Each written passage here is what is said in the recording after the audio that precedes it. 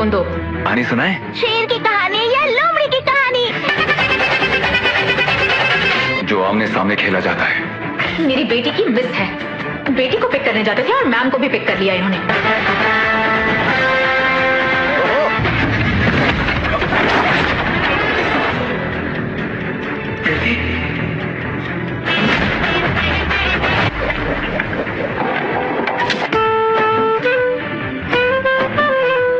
समझ नहीं आता अपना सिर कहाँ जाके फोड़ूं।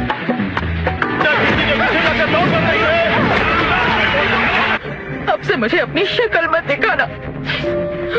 वो क्लास में नहीं थी। मैंने ही तो सुबह उसे स्कूल ड्रॉप किया था। चुप रहो तुम। अभी तक हमने सिर्फ अपनी बेटी की बात सुनी है, हमें दामाद से भी तो बात करनी चाहिए। इतना भरोसा किया मैंने। रेसलिंग एक ऐसा खेल है, भावनाओं में बह गया था मैं। बहुत बड़े टाइगर दयानिधि हो। बैठो। मेरे पापा ने एक ही मैच खेला था और वो मैच जीत गए थे ना। अरे आपस में खेलो, मुझे क्यों मार रहे हो?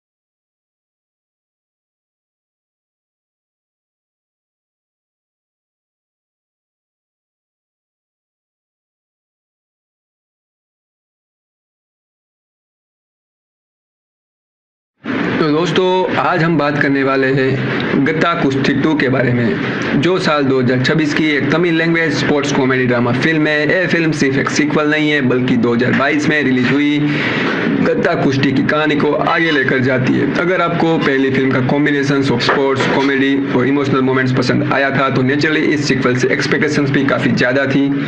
इस फिल्म को चेला अयाऊ ने लिखा है और डायरेक्ट भी किया है। इसका मतलब यह है कि फिल्म की राइटिंग डायरेक्शन दोनों एक ही विजन के साथ डेवलप किए गए। जब किसी फिल्म का राइटर और डायरेक्टर एक ही इंसान होता है तो जनरली स्टोरी का फ्लो और प्रेजेंटेशन एक ही क्रिएटिव अप्रोच को फॉलो करता है। इसी वजह से गट्टा कुश्ती 2 भी अपनी ओरिजिनल आइडेंटिटी को कंटिन्यू करने की कोशिश करती नजर आती है।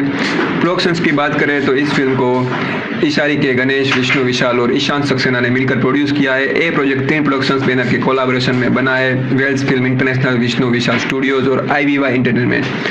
मल्टीपल प्रोडक्शन हाउसेस के साथ बनने वाली फिल्म्स में यूजुअली प्रोडक्शन स्केल और एग्जीक्यूशन को लेकर एक्सपेक्टेशन नेचुरली काफ़ी हाई हो जाती है और इसी वजह से इस फिल्म को भी एक बड़े कमर्शियल एंटरटेनर के रूप में प्रेजेंट किया गया है। अब अगर कास्ट की बात करें तो फिल्म में एक बार फिर हमें विष्णु विशाल और ऐश्वर्या लक्ष्मी लीड रोल्स में देखने को मिलते हैं। सीक्वल होने की वजह से इन दोनों की प्रेजेंस ऑडियंस के लिए काफ़ी इंपॉर्टेंट थी क्योंकि पहली फिल्म से इनके कैरेक्टर्स के साथ ऑलरेडी एक कनेक्शन एस्टैब्लिश हो चुका था। इस बार इनके साथ जारा जान्ना, करुणास, मुइजकांत और काली वेंकट भी सपोर्टिंग रोल्स में नजर आते हैं। इस तरह फिल्म अपनी लीड कास्ट के साथ सपोर्टिंग कैरेक्टर्स को भी इंक्लूड करती है जो ओवरऑल नैरेटिव को सपोर्ट करते हैं। टेक्निकल साइड्स की बात करें तो फिल्म की सिनेमेटोग्राफी के भास्करन ने हैंडल की है। कैमरा वर्क किसी भी स्पोर्ट्स ड्रामा में बहुत इंपॉर्टेंट होता है क्योंकि उसी के थ्रू एक्शंस, इमोशंस और विजुअल प्रेजेंटेशंस ऑडियंस तक पहुंचती है। वहीं एडिटिंग की रिस्पॉन्सिबिलिटी भारत विक्रमन ने संभाली है। एक स्पोर्ट्स कॉमेडी ड्रामा के रन टाइम और पेसिंग मेंटेन करना एडिटर के लिए काफ़ी इंपॉर्टेंट होता है और इस फिल्म का रन टाइम 154 मिनट से मतलब ऑडियंस को लगभग 2.5 घंटे से भी ज़्यादा का सिनेमैटिक एक्सपीरियंस देखने को मिलता है। म्यूजिक की बात करें तो फिल्म का साउंड ट्रैक और बैकग्राउंड स्कोर सीन रोल्डान ने कंपोज किया है। किसी भी स्पोर्ट्स और कॉमेडी बेस्ड फिल्म में म्यूजिक का कॉन्ट्रीब्यूशन काफ़ी सिग्निफिकेंट होता है क्योंकि वही इमोशनल सीन्स को इम्पैक्ट देता है और एंटरटेनिंग मोमेंट्स को और एंगेजिंग बनाता है। डिस्ट्रीब्यूशन की जिम्मेदारी रेड जायंट्स मूवीज ने संभाली और फिल्म को ऑफिशियली 3 जुलाई 2026 को थिएटर में रिलीज किया गया। रिलीज के बाद फिल्म को क्रिटिक्स की तरफ से मिक्स रिव्यू मिले, मतलब कुछ एस्पेक्ट्स को अप्रिशिएट किया गया जबकि कुछ चीज़ों पर अलग अलग ओपिनियन देखने को मिले। लेकिन एक इंटरेस्टिंग बात ये रही कि क्रिटिक्स का रिस्पॉन्स मिक्स होने के बावजूद ऑडियंस ने फिल्म को काफ़ी अच्छा रिस्पॉन्स दिया है, यानी व्यूअर्स की तरफ से फिल्म को पॉजिटिव एक्सेप्टेंस मिली जो किसी भी कमर्शियल एंटरटेनमेंट के लिए काफ़ी इंपॉर्टेंट फैक्टर माना जाता है। अगर बॉक्स ऑफिस परफॉर्मेंस की बात करें तो अवेलेबल इन्फॉर्मेशन के अकॉर्डिंग गट्टा कुश्ती 2 ने अप्रोक्सीमेटली 55 करोड़ का कलेक्शन किया है। इससे पता चलता है कि फिल्म ने थिएटिकल रन के दौरान अपनी ऑडियंस को अट्रैक्ट किया है और कमर्शियल लेवल पर भी एक नोटिसेबल कलेक्शन रजिस्टर किया है। ओवरऑल देखा जाए तो गट्टा कुश्ती 2 को एक स्पोर्ट्स कॉमेडी ड्रामा के रूप में प्रेजेंट किया गया है जहां सीक्वल्स के फॉर्मेट में कहानी को कंटिन्यू किया गया है। फिल्म के पीछे वहीं डायरेक्टर का विजन है, लीड कास्ट को कंटिन्यू किया गया है, मल्टीपल प्रोडक्शन हाउस ने मिलकर प्रोजेक्ट को सपोर्ट किया है और रिलीज के बाद ऑडियंस का रिस्पॉन्स भी काफ़ी पॉजिटिव रहा है। चाहे क्रिटिक्स की ओपिनियन मिक्स ही क्यों ना हो, ये सारी बेसिक इन्फॉर्मेशन इस फिल्म की फाउंडेशंस को समझाने के लिए इंपॉर्टेंट है और इस फाउंडेशंस के बाद हम मूवी के बाकी पार्ट्स को डिटेल में एक्सप्लोर करेंगे। चलिए दोस्तों बात करते हैं गट्टा कुश्ती 2 की एक्चुअल स्टोरी के बारे में। ये सीक्वल हमें एक ऐसी सिचुएशन दिखाता है जहां पहली फिल्म के बाद कैरेक्टर्स की लाइफ एक नए फेज में एंटर कर चुकी है। इस बार फोकस सिर्फ रेसलिंग या कॉमेडी तक लिमिटेड नहीं रहता है बल्कि कहानी, रिलेशनशिप, फैमिली रिस्पॉन्सिबिलिटीज और पर्सनल चॉइसेस के अराउंड भी घूमती हुई नजर आती है। फिल्म की शुरुआत हमें कंप्लीटली डिफरेंट सेटअप के साथ मिलती है। इस बार वीरा की लाइफ पहले से काफी बदल चुकी होती है। जो इंसान पहले अपनी अलग जर्नी जी रहा था वहीं अब एक नई रिस्पॉन्सिबिलिटी को अपना चुका है। वीरा अब एक stay at home house husband के रोल में नजर आता है, यानी घर की जिम्मेदारी संभालना, फैमिली को सपोर्ट करना और अपनी वाइफ के करियर के लिए बैकबोन बनना अब डेली लाइफ का सबसे इंपॉर्टेंट हिस्सा बन चुका है।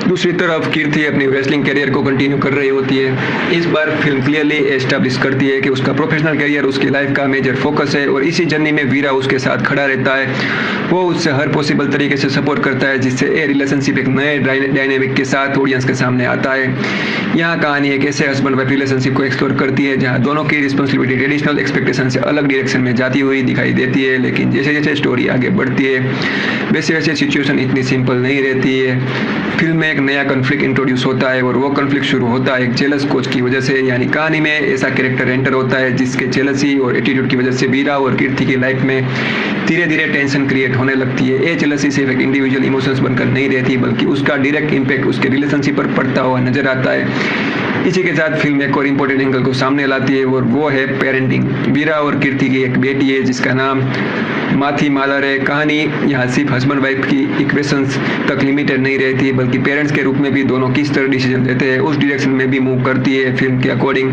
माथी मालर की पेरेंटिंग को लेकर वीरा और कीर्ति के बीच डिसएग्रीमेंट शुरू हो जाते हैं। दोनों अपनी बेटी के फ्यूचर और उसकी अपब्रिंगिंग को लेकर अलग सोच रखते हैं, यानी डिफरेंस ऑफ ओपिनियन धीरे धीरे उसके बीच फ्रिक्शन क्रिएट करते हैं।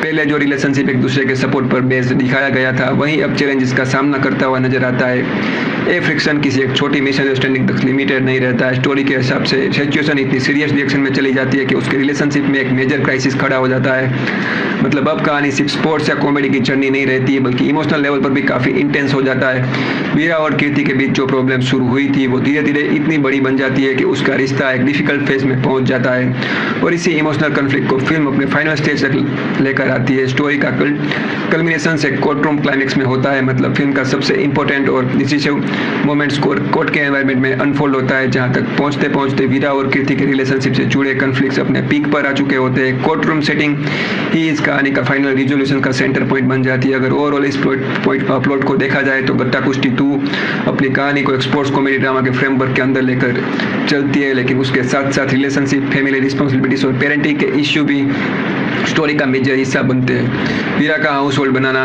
कीर्ति के रेसलिंग करियर को सपोर्ट करना, एक जेलस कोच की वजह से रिलेशनशिप में टेंशन का आ जाना, बेटी माथी मालर की पेरेंटिंग को लेकर डिसएग्रीमेंट्स को बढ़ाना, फिर उन डिसएग्रीमेंट्स का रिलेशनशिप क्राइसिस में कन्वर्ट होना और आखिर में कोर्ट रूम तक पहुंचना, ये सारे पॉइंट्स मिलकर इस सीक्वल की कंप्लीट स्टोरी के फाउंडेशंस तैयार करते हैं।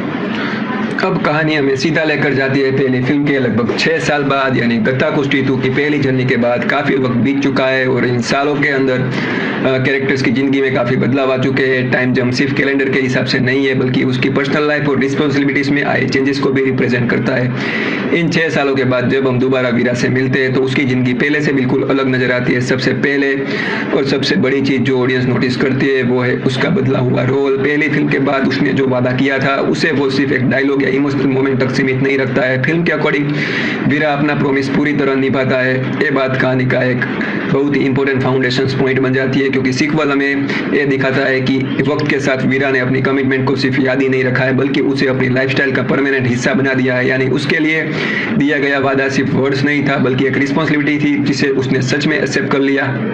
इसी कमिटमेंट के चलते वीरा एक फुल टाइम हाउस होल्ड के रूप में अपनी जिंदगी जी रहा होता है। अब उसके डेली रूटीन्स और उसकी रिस्पॉन्सिबिलिटीज का सेंटर घर बन चुका है। फिल्म यहीं से एक कंप्लीटली नया पर्सपेक्टिव ऑडियंस को सामने रखती है। वीरा अब अपना पूरा वक्त घर और फैमिली की जिम्मेदारियों को डेडिकेट करता है, यानी उसकी आइडेंटिटी का सबसे बड़ा हिस्सा अब एक केयरिंग और रिस्पॉन्सिबल हाउस होल्ड के रोल से जुड़ा हुआ है। इस रोल रिवर्सल की वजह से कहानी का टोन भी पहली फिल्म के कंपेरिजन में एक नई डायरेक्शन लेता हुआ नजर आता है। ऑडियंस को एक ऐसी सिचुएशन देखने को मिलती है जहां वीरा अपनी लाइफ को उस प्रॉमिस के अकॉर्डिंग शेप दिया है जो उसने पहले किया था। फिल्म इस बात को एस्टैब्लिश करती है कि कोई टेम्पररी अरेंजमेंट नहीं है बल्कि 6 सालों से वो इस रिस्पॉन्सिबिलिटी को कंटिन्यू कर रहा है। स्टोरी के फेज में हमें वीरा के कैरेक्टर की कंसिस्टेंसी भी दिखाता है। उसने जो कमिटमेंट्स ली थी उसे टाइम के साथ इग्नोर नहीं किया। बाकी सीक्वल की शुरुआत ही इस बात को हाईलाइट करती है कि उसने अपनी रिस्पॉन्सिबिलिटी को पूरी सिंसियरिटी के साथ निभाया। इसी वजह से उसका कैरेक्टर एक नए स्टेज पर एंटर करता हुआ दिखाई देता है। ओवरऑल देखा जाए तो गत्ता कुश्ती 2 की कहानी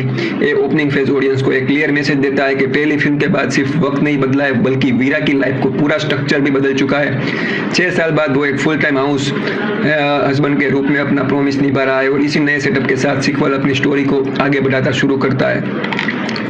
जहाँ एक तरफ वीरा की लाइफ में एक बड़ा ट्रांसफॉर्मेशन देखने को मिलता है, वहीं दूसरी तरफ कीर्ति की जर्नी भी अलग डायरेक्शंस में आगे बढ़ रही होती है। फिल्म इस बात को क्लियरली एस्टैब्लिश करती है कि इन 6 सालों के दौरान उसने अपनी प्रोफेशनल लाइफ को भी लगातार कंटिन्यू रखा है। कीर्ति की जिंदगी का सबसे इंटरेस्टिंग एस्पेक्ट है कि वो एक ही रिस्पॉन्सिबिलिटी तक सीमित नहीं है बल्कि उसके कंधों पर एक साथ 2 इंपॉर्टेंट रोल होते हैं। फिल्म के अकॉर्डिंग कीर्ति एक गवर्नमेंट जॉब भी करती है और इसी के साथ साथ वो अपनी प्रोफेशनल रेसलिंग करियर को भी कंटिन्यू कर रही होती है। यानी उसकी डेली लाइफ सिर्फ एक रेगुलर जॉब तक लिमिटेड नहीं रहती है। एक तरफ गवर्नमेंट सर्विस की रिस्पॉन्सिबिलिटी होती है, दूसरी तरफ रेसलिंग जैसे डिमांडिंग प्रोफेशंस में अपनी जगह बनाए रखना भी उसके लिए उतना इंपॉर्टेंट होता है। इसी वजह से उसके लाइफ एक कांस्टेंट बैलेंस के एग्जाम्पल बनकर सामने आती है।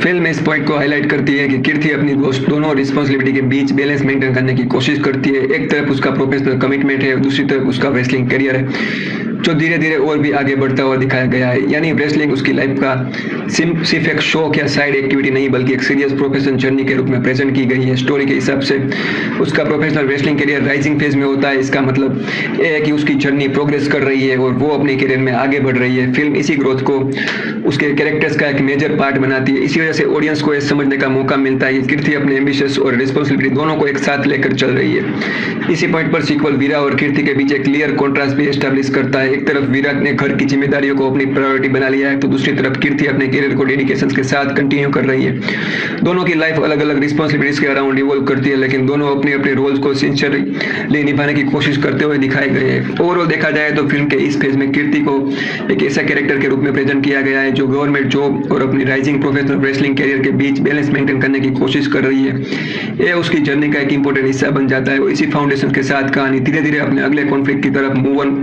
करना स्टार्ट करती है। जैसे जैसे कहानी आगे बढ़ती है फिल्म एक और इंपॉर्टेंट कैरेक्टर को स्टोरी का सेंटर बनाती है और वो है वीरा और कीर्ति की छोटी बेटी माथीमाला।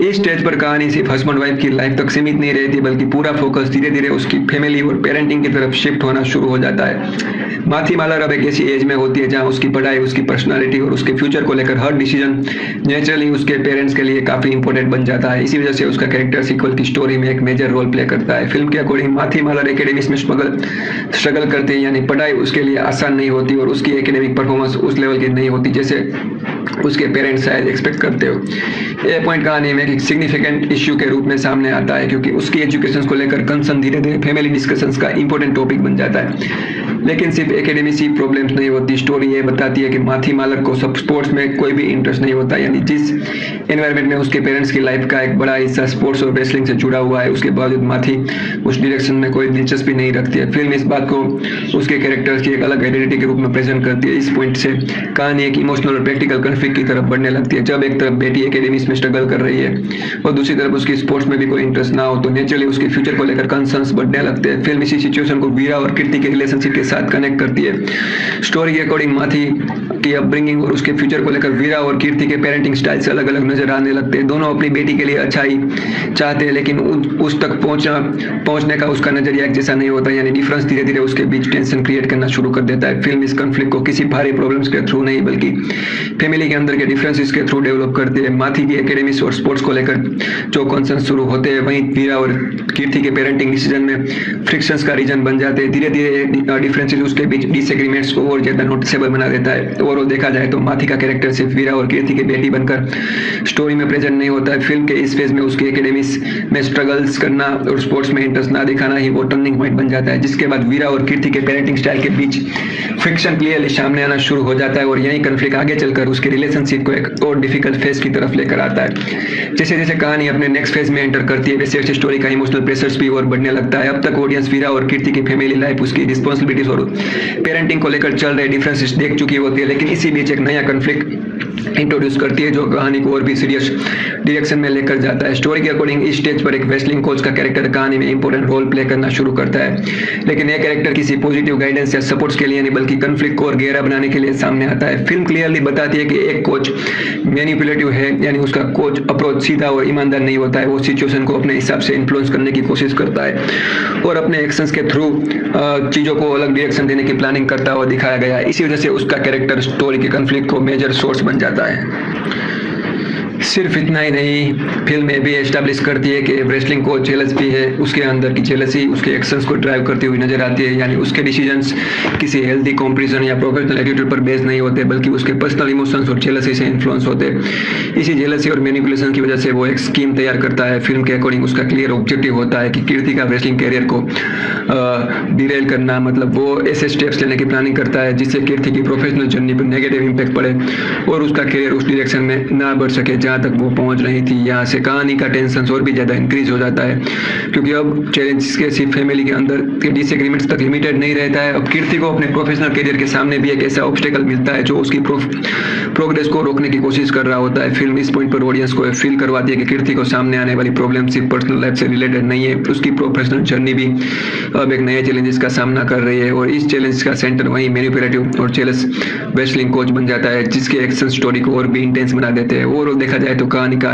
एफएस कॉन्फ्लिक्ट को एक नए लेवल पर लेकर जाता है। पहले रिलेशनशिप और पेरेंटिंग के इश्यू स्टोरी का मेन फोकस थे, लेकिन अब एक मैनिपुलेटिव और जेलस रेसलिंग कोच की एंट्री के बाद कॉन्फ्लिक्ट्स और भी कॉम्प्लिकेटेड हो जाता है। उसका पूरा प्लान कीर्ति के रेसलिंग कैरियर को डिरेल करने पर बेस्ड होता है, और इसी प्लानिंग के साथ फिल्म अपने क्लाइमैक्स की तरफ धीरे धीरे बढ़ने लगती है। जैसे जैसे मैनिपुलेटिव रेसलिंग कोच अपनी प्लानिंग को आगे बढ़ाता है, वैसे वैसे उसकी स्ट्रेटेजी और भी क्लियर सामने आने लगती है। फिल्म के अकॉर्डिंग उसका टारगेट सिर्फ कीर्ति का रेसलिंग करियर को अफेक्ट करना ही नहीं होता है, बल्कि वो वीरा और कीर्ति के बीच एक स्ट्रॉन्ग रिलेशनशिप को भी इनडायरेक्टली वीक करने की कोशिश करता है। इसी प्लानिंग के दौरान स्टोरी एक बहुत ही इंपॉर्टेंट टर्न लेती है। फिल्म बताती है कि वो कोच वीरा को एक अनविटन पोन के रूप में यूज करता है, यानी वीरा को इस बात का एहसास भी नहीं होता है कि वो किसी और की प्लानिंग का हिस्सा बन रहा है। उसके एक्शंस या उसकी इन्वॉल्वमेंट उसकी अपनी प्लानिंग का रिजल्ट नहीं होती, बल्कि कोच की मैनिपुलेशंस का एक पार्ट बन जाती है। ये पॉइंट कहानी के लिए काफी सिग्निफिकेंट है, क्योंकि वीरा किसी भी चीज को जानबूझकर नहीं कर रहा होता है। स्टोरी के अकॉर्डिंग वो बिना जाने ही उस सिचुएशंस में फंस जाता है जहां इसका इस्तेमाल एक ऐसे प्लान्स के लिए किया जा रहा होता है जिसका असली ऑब्जेक्टिव कुछ और ही है। इसी मैनिपुलेशंस की वजह से धीरे धीरे वीरा और कीर्ति के बीच ट्रस्ट पर असर पड़ने शुरू हो जाता है। जो रिलेशनशिप अब तक म्यूचुअल सपोर्ट और अंडरस्टैंडिंग के बेस पर दिखाया गया था, उसमें अब शॉक और कंफ्यूजन अपनी जगह बनना शुरू कर देते हैं। फिल्म के अकॉर्डिंग कोच की प्लानिंग का सबसे बड़ा इंपैक्ट मिसअंडरस्टैंडिंग्स के रूप में सामने आता है। छोटी छोटी सिचुएशंस को और गलत परसेप्शन धीरे धीरे इतनी बड़ी बनने लगती है कि वीरा और कीर्ति के बीच कम्युनिकेशन और अंडरस्टैंडिंग दोनों अफेक्ट होने लगते हैं। मिसअंडरस्टैंडिंग सिर्फ एक टेम्पररी डिसएग्रीमेंट्स तक लिमिटेड नहीं रहती। स्टोरी क्लियरली बताती है कि इसके बीच डीप मिसट्रस्ट क्रिएट होने लगता है, यानी दोनों को रिलेशनशिप की सबसे इंपॉर्टेंट फाउंडेशन एक दूसरे पर भरोसा चैलेंज होने लगता है। और जब किसी रिलेशनशिप में ट्रस्ट ही कमजोर पड़ने लगे तो नेचुरली हर सिचुएशन और भी कॉम्प्लिकेटेड महसूस होने लगती है। फिल्म इसी इमोशनल फेज को काफी इंपॉर्टेंट बना देती है। अब तक ऑडियंस ने वीरा और कीर्ति को एक दूसरे का सपोर्ट सिस्टम बनते देखा था, लेकिन कोच की मैनिपुलेशंस के बाद वही रिलेशनशिप मिसअंडरस्टैंडिंग्स और मिसट्रस्ट के प्रेशर्स में नजर आ जाता है। इसी वजह से इमोशनल कॉन्फ्लिक्ट और भी गहरा होता है। ओवरऑल देखा जाए तो कहानी का हिस्सा दिखाता है कि मैनिपुलेटिव रेसलिंग कोच अपनी स्कीम को और आगे बढ़ाते हुए वीरा को बिना उसकी जानकारी के एक पॉन की तरह यूज करता है। इसी मैनिपुलेशन के रिजल्ट में वीरा और कीर्ति के बीच गहरा मिसट्रस्ट और मिसअंडरस्टैंडिंग पैदा होने लगती है, और यही इमोशनल डिस्टेंस स्टोरी के उसके फाइनल और डिसीजन फेस की तरफ लेकर जाने का काम करती है। जैसे जैसे कहानी अपने फाइनल फेज के करीब पहुंचती है, वैसे वैसे वीरा और कीर्ति के बीच पैदा हुए कॉन्फ्लिक्ट्स और भी ज्यादा इंटेंस होते चले जाते हैं। शुरुआत में जो छोटे डिफरेंसेस और मिसअंडरस्टैंडिंग्स दिखाई दिए थे, अब वो धीरे धीरे इतने बड़े रूप में सामने आते हैं कि उसका पूरा रिलेशनशिप एक बहुत डिफिकल्ट सिचुएशन में पहुंच जाता है। फिल्म के अकॉर्डिंग लगातार बढ़ा हुआ टेंशन सिर्फ इमोशनल प्रेशर्स तक सीमित नहीं रहता है। हर नई मिसअंडरस्टैंडिंग्स और ट्रस्ट की कमी उसके बीच की दूरी को और बढ़ती चली जाती है। ये रिश्ता पहले एक दूसरे के सपोर्ट और अंडरस्टैंडिंग्स पर खड़ा था, यानी वहीं अब सीरियस चैलेंजेस का सामना करता हुआ नजर आता है। इसी बढ़ते हुए प्रेशर्स का सबसे बड़ा असर यह होता है कि वीरा और कीर्ति इस सेपरेशन की तरफ धकेल दिए जाते हैं, यानी सिचुएशन इतनी कॉम्प्लिकेटेड हो जाती है कि उसका रिलेशनशिप एक ऐसे मोड़ पर आ खड़ा होता है जहां लोग अलग होने की पॉसिबिलिटी सामने नजर आने लगती है। इस फिल्म इसी पॉइंट को कहानी के इमोशनल हाई पॉइंट के रूप में प्रेजेंट करती है। ये फेज ऑडियंस के लिए काफी क्रूशियल बन जाता है, क्योंकि अब कॉन्फ्लिक्ट सिर्फ आर्गुमेंट्स या डिसएग्रीमेंट्स तक लिमिटेड नहीं रहता है। अब उसके पूरे परिवार का फ्यूचर दांव पर लगा हुआ महसूस होता है। स्टोरी का इमोशनल वेट इसी स्टेज पर सबसे ज्यादा फील होता है, और इसी इमोशनल बिल्डअप के बाद कहानी अपने ड्रामेटिक कोर्ट रूम क्लाइमेक्स में एंटर करती है। फिल्म के अकॉर्डिंग फाइनल कन्फ्रंटेशन एक कोर्ट रूम के एनवायरनमेंट में अनफोल्ड होता है, यानी पूरी स्टोरी जो फैमिली कॉन्फ्लिक्ट्स, मिसअंडरस्टैंडिंग्स और इमोशनल डिस्टेंस के साथ डेवलप हुई थी, उसका सबसे इंपॉर्टेंट फेज कोर्ट तक पहुंचता है। कोर्ट रूम क्लाइमेक्स सिर्फ एक लीगल सेटिंग नहीं रहता है, बल्कि वीरा और कीर्ति के रिलेशनशिप का सबसे बड़ा डिसीजन मोमेंट बन जाता है। यहीं पर उसके सामने सबसे बड़ी चैलेंज होती है कि अपने बीच पैदा हुई मिसअंडरस्टैंडिंग्स को क्लियर करना। फिल्म इस बात को हाईलाइट करती है कि अब उसके लिए सबसे जरूरी चीज सच को सामने लाना और उन गलतफहमियों को दूर करना है जो धीरे धीरे उसके रिश्ते को कमजोर करती चली जाती है। लेकिन सिर्फ मिसअंडरस्टैंडिंग्स को क्लियर करना ही उसका ऑब्जेक्टिव नहीं होता है। स्टोरी के अकॉर्डिंग उसकी सबसे बड़ी प्रायोरिटी अपनी फैमिली को बचाना भी होती है, यानी कोर्ट रूम तक पहुंचते पहुंचते कॉन्फ्लिक्ट सिर्फ दो इंडिविजुअल्स के बीच का नहीं रहता है, बल्कि पूरे परिवार के फ्यूचर से जुड़ा हुआ एक इमोशनल स्ट्रगल बन जाता है। फिल्म इसी फाइनल फेज को इमोशनल और ड्रामेटिक इंटेंसिटी के साथ प्रेजेंट करती है। वीरा और कीर्ति को एक ही सिचुएशन को सामना करना पड़ता है जहां उन्हें अपने बीच के मिसअंडरस्टैंडिंग्स को दूर करने के लिए लड़ना पड़ता है और साथ ही अपने परिवार को टूटने से बचने की भी कोशिश करनी पड़ती है। और देखा जाए तो गत्ता कुश्ती 2 की कहानी का यह फाइनल स्टेज पूरी कन्फ्लिक्ट को कल्मिनेशन से लगातार बढ़ते डिसीजन, रिलेशनशिप में आई दूरियां, सेपरेशन की तरफ बढ़ते कदम और उसके बाद एक ड्रामेटिक कोर्ट रूम क्लाइमैक्स है, सब मिलकर स्टोरी को उसके सबसे इमोशनल और डिसीजन पॉइंट तक लेकर जाते हैं, जहां वीरा और कीर्ति को मिसअंडरस्टैंडिंग्स को क्लियर करने और अपनी फैमिलीज को बचाने के लिए संघर्ष करना पड़ता है। अब दोस्तों गत्ता कुश्ती 2 की कास्ट की बात करें तो फिल्म में काफी टैलेंटेड एक्टर्स को अलग अलग कैरेक्टर के साथ देखने को मौका मिलता है। लीड कास्ट से लेकर सपोर्टिंग कास्ट तक हर एक्टर को स्टोरी के अंदर एक स्पेसिफिक कैरेक्टर दिया गया है, जिसके थ्रू फिल्म की नैरेटिव को आगे बढ़ाया जाता है। सबसे पहले बात करते हैं फिल्म के लीड एक्टर की, विष्णु विशाल की, जो इस सीक्वल में एक बार फिर वीरा का कैरेक्टर में नजर आते हैं, क्योंकि ये फिल्म का पहला सीक्वल है, इसीलिए वीरा का कैरेक्टर दोबारा कहानी का सेंट्रल पॉइंट बनता है और स्टोरी उसकी जर्नी के अराउंड कंटिन्यू होती है। उनका अपोजिट लीड एक्टर्स में ऐश्वर्या लक्ष्मी नजर आती है, जो कीर्ति का कैरेक्टर प्ले करती है। फिल्म के अकॉर्डिंग इस कैरेक्टर के लिए वॉइस डबिंग ऐश्वर्या ने की है, या स्क्रीन पर कीर्ति के रोल ऐश्वर्या लक्ष्मी निभाती है, जबकि कैरेक्टर्स की डब वॉइस ऐश्वर्या की है। वीरा और कीर्ति की बेटी माथी मालर के रोल जारा जियान्ना ने प्ले किया है। स्टोरी के फैमिली एंगल्स में माथी मालर एक इंपॉर्टेंट कैरेक्टर के रूप में सामने आती है और उसका रोल सीक्वल की कहानी का एक सिग्निफिकेंट हिस्सा है। फिल्म में वेटरन एक्ट्रेस राम्या कृष्णन भी नजर आती है, जो जज राजा राजेश्वरी का कैरेक्टर प्ले करती है। क्योंकि कहानी अपने फाइनल स्टेज में कोर्ट रूम तक पहुंचती है, इसीलिए जज राजा राजेश्वरी भी कास्ट का एक नोटिसेबल कैरेक्टर है। कॉमेडी टाइमिंग के लिए पहचाने जाने वाले योगी बाबू इस फिल्म में बलबीर सिंह के रोल में नजर आते हैं। वहीं करुणास को रत्नाम के कैरेक्टर में कास्ट किया गया है। मुनिष्कांत फिल्म में गणेशन के रोल प्ले करते हैं, जबकि काली वेंकट जिसे सत्तम के नाम से भी जाना जाता है उस कैरेक्टर में दिखाई देते हैं। सपोर्टिंग कास्ट में लिजी एंटनी को पद्मा के रोल में देखा जाता है। साथ ही गुजराती गजराज कीर्ति के फादर के कैरेक्टर निभाते हैं, जबकि श्रीजा रवि कीर्ति की मदर के रोल में नजर आती है। फिल्म में निखिला शंकर जो राजी के कैरेक्टर में कास्ट किया गया है, वहीं कलामंडलम मल्लिका कीर्ति के ग्रैंड मदर का रोल प्ले करती है, जिससे फैमिली कास्ट और भी कंप्लीट नजर आती है। इसके अलावा करुणाकरण पार्था के रोल में दिखाई देते हैं, जबकि श्रिया शालिनी वानी के कैरेक्टर प्ले करते हैं। फिल्म में मोक्षा भी मीनू के रोल में नजर आती है। इसी कैरेक्टर के लिए वॉइस डबिंग रवीना रावी ने की है, यानी स्क्रीन पर मीनू के रोल मोक्षा परफॉर्म करती है और डब वर्जन रवि की है। फाइनली कास्ट लिस्ट में तारक पोनप्पा को कीर्ति के कोच के रोल में देखा जाता है। फिल्म के अकॉर्डिंग ये कैरेक्टर भी स्टोरी का इंपॉर्टेंट हिस्सा है और कीर्ति के रेसलिंग जर्नी से डायरेक्टली कनेक्टेड है। ओवरऑल देखा जाए तो गत्ता कुश्ती 2 की कास्ट में लीड एक्टर के साथ एक्सपीरियंस और सपोर्टिंग परफॉर्मेंस का भी अच्छा कॉम्बिनेशन देखने को मिलता है। हर कैरेक्टर को सिर्फ स्पेसिफिक कैरेक्टर दिया गया है और सारे कैरेक्टर्स मिलकर फिल्म की ओवरऑल स्टोरी को कंप्लीट करते हैं। अब दोस्तों चलिए बात करते हैं गत्ता कुश्ती 2 के प्रोडक्शन जर्नी के बारे में। किसी भी सीक्वल की तरह इस फिल्म को लेकर भी ऑडियंस के अंदर काफी एक्साइटमेंट थी और इस प्रोजेक्ट को शुरुआत ऑफिशियली होने से पहले इसके बारे में डिस्कशन शुरू हो चुके थे। फिल्म की प्रोडक्शन की जर्नी का पहला मेजर अपडेट जुलाई 2025 के शुरुआती 3 दिनों में सामने आया था। इस पीरियड में विष्णु विशाल ने कंफर्म किया कि गत्ता कुश्ती 2 का सीक्वल बनाने की प्लानिंग चल रही है, यानी इस स्टेज पर प्रोजेक्ट को लेकर क्लियर इंडिकेशन मिल चुका था कि पहली फिल्म की स्टोरी को आगे कंटिन्यू करने का प्लान ऑफिशियली कंसीडर किया जा रहा है। उस वक्त एक कंफर्मेशन ऑडियंस को लिए एक इंपॉर्टेंट अपडेट था, क्योंकि इससे क्लियर हो गया था कि फ्रेंचाइजी को कंटिन्यू करने की डायरेक्शंस में काम शुरू हो चुका है। हालांकि उस स्टेज पर सिर्फ प्लानिंग का लेवल नहीं था, लेवल पर था, लेकिन सीक्वल्स को लेकर एक्साइटमेंट धीरे धीरे और बढ़ने लगी थी। इसके बाद 1 सितंबर 2025 को फिल्म का ऑफिशियल अनाउंसमेंट किया गया, यानी वो मोमेंट था जब सीक्वल को फॉर्मली ऑडियंस के सामने इंट्रोड्यूस किया गया और प्रोजेक्ट की कोर टीम को भी ऑफिशियली कंफर्म कर दिया गया। अनाउंसमेंट के साथ ये भी कंफर्म हुआ कि डायरेक्टर चेला या दोबारा सीक्वल को डायरेक्ट करेंगे। इसके अलावा लीड एक्ट्रेस ऐश्वर्या लक्ष्मी के रिटर्न के भी ऑफिशियल कंफर्मेशन दी गई थी। साथ ही प्रोड्यूसर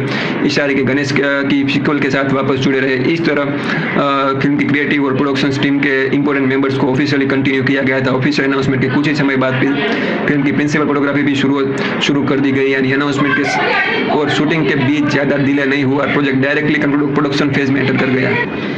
फिल्म की शूटिंग एक ही लोकेशन तक लिमिटेड नहीं रही। प्रोडक्शन के दौरान चेन्नई, पोलाची, पलक्कड़ जैसे कई लोकेशन पर फिल्मिंग की गई, यानी सीक्वल के लिए अलग अलग जगहों पर शूटिंग शेड्यूल ऑर्गेनाइज किए गए, जिससे प्रोडक्शन प्रोसेस मल्टीपल लोकेशंस में कंप्लीट हुआ। जैसे जैसे शूटिंग आगे बढ़ती गई वैसे वैसे फिल्म अपने कंप्लीशन स्टेज की तरफ पहुंचती गई। फिल्म की प्रोडक्शन अपडेट्स के अकॉर्डिंग मई 2026 तक शूटिंग लगभग पूरी हो चुकी थी। इसी स्टेज पर प्रोडक्शन ऑलमोस्ट कंप्लीट था और सिर्फ कुछ ही दिनों में फिल्मिंग की बात रह गई थी।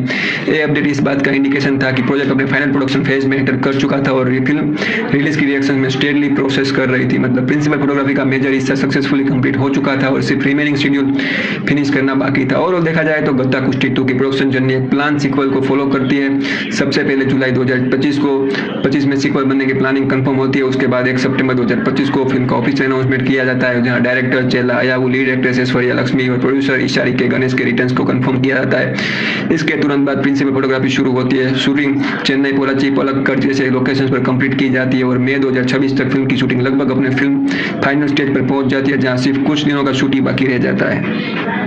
अब दोस्तों चलिए बात करते हैं गत्ता कुश्ती 2 के म्यूजिक एल्बम के बारे में। किसी भी स्पोर्ट्स कॉमेडी ड्रामा फिल्म में म्यूजिक का अपना एक अलग इंपॉर्टेंस होता है और इस सीक्वल के लिए पे साउंड ट्रैक को डेडिकेटेड म्यूजिक एल्बम के रूप में प्रेजेंट किया गया है। फिल्म के अकॉर्डिंग गत्ता कुश्ती 2 का पूरा एल्बम सीन रोल्डन ने कंपोज किया है, यानी इस सीक्वल के सॉन्ग्स और साउंड ट्रैक की कंपोजिशंस की रिस्पॉन्सिबिलिटी उन्होंने ही संभाली है। फिल्म के म्यूजिक डिपार्टमेंट का पूरा क्रिएटिव वर्क सीन रोल्डन के नाम से ऑफिशियली क्रेडिट किया गया है। साउंड ट्रैक की बात करें तो फिल्म के एल्बम में टोटल 6 सॉन्ग शामिल किए गए। हर गाने का अपना टाइटल है और अपने सिंगर्स के साथ प्रेजेंट किया गया है। चलिए एक एक करके इन सभी टेक्स्ट पर नजर डालते हैं। एल्बम का पहला गाना है शब्दावकार। इस गाने के लिरिक्स मोहन रजन ने लिखे हैं, जबकि इसे सीन रोल्डन और साई इंदवी ने मिलकर गाया है। इस ट्रैक की टोटल ड्यूरेशन 4 मिनट 8 सेकंड है।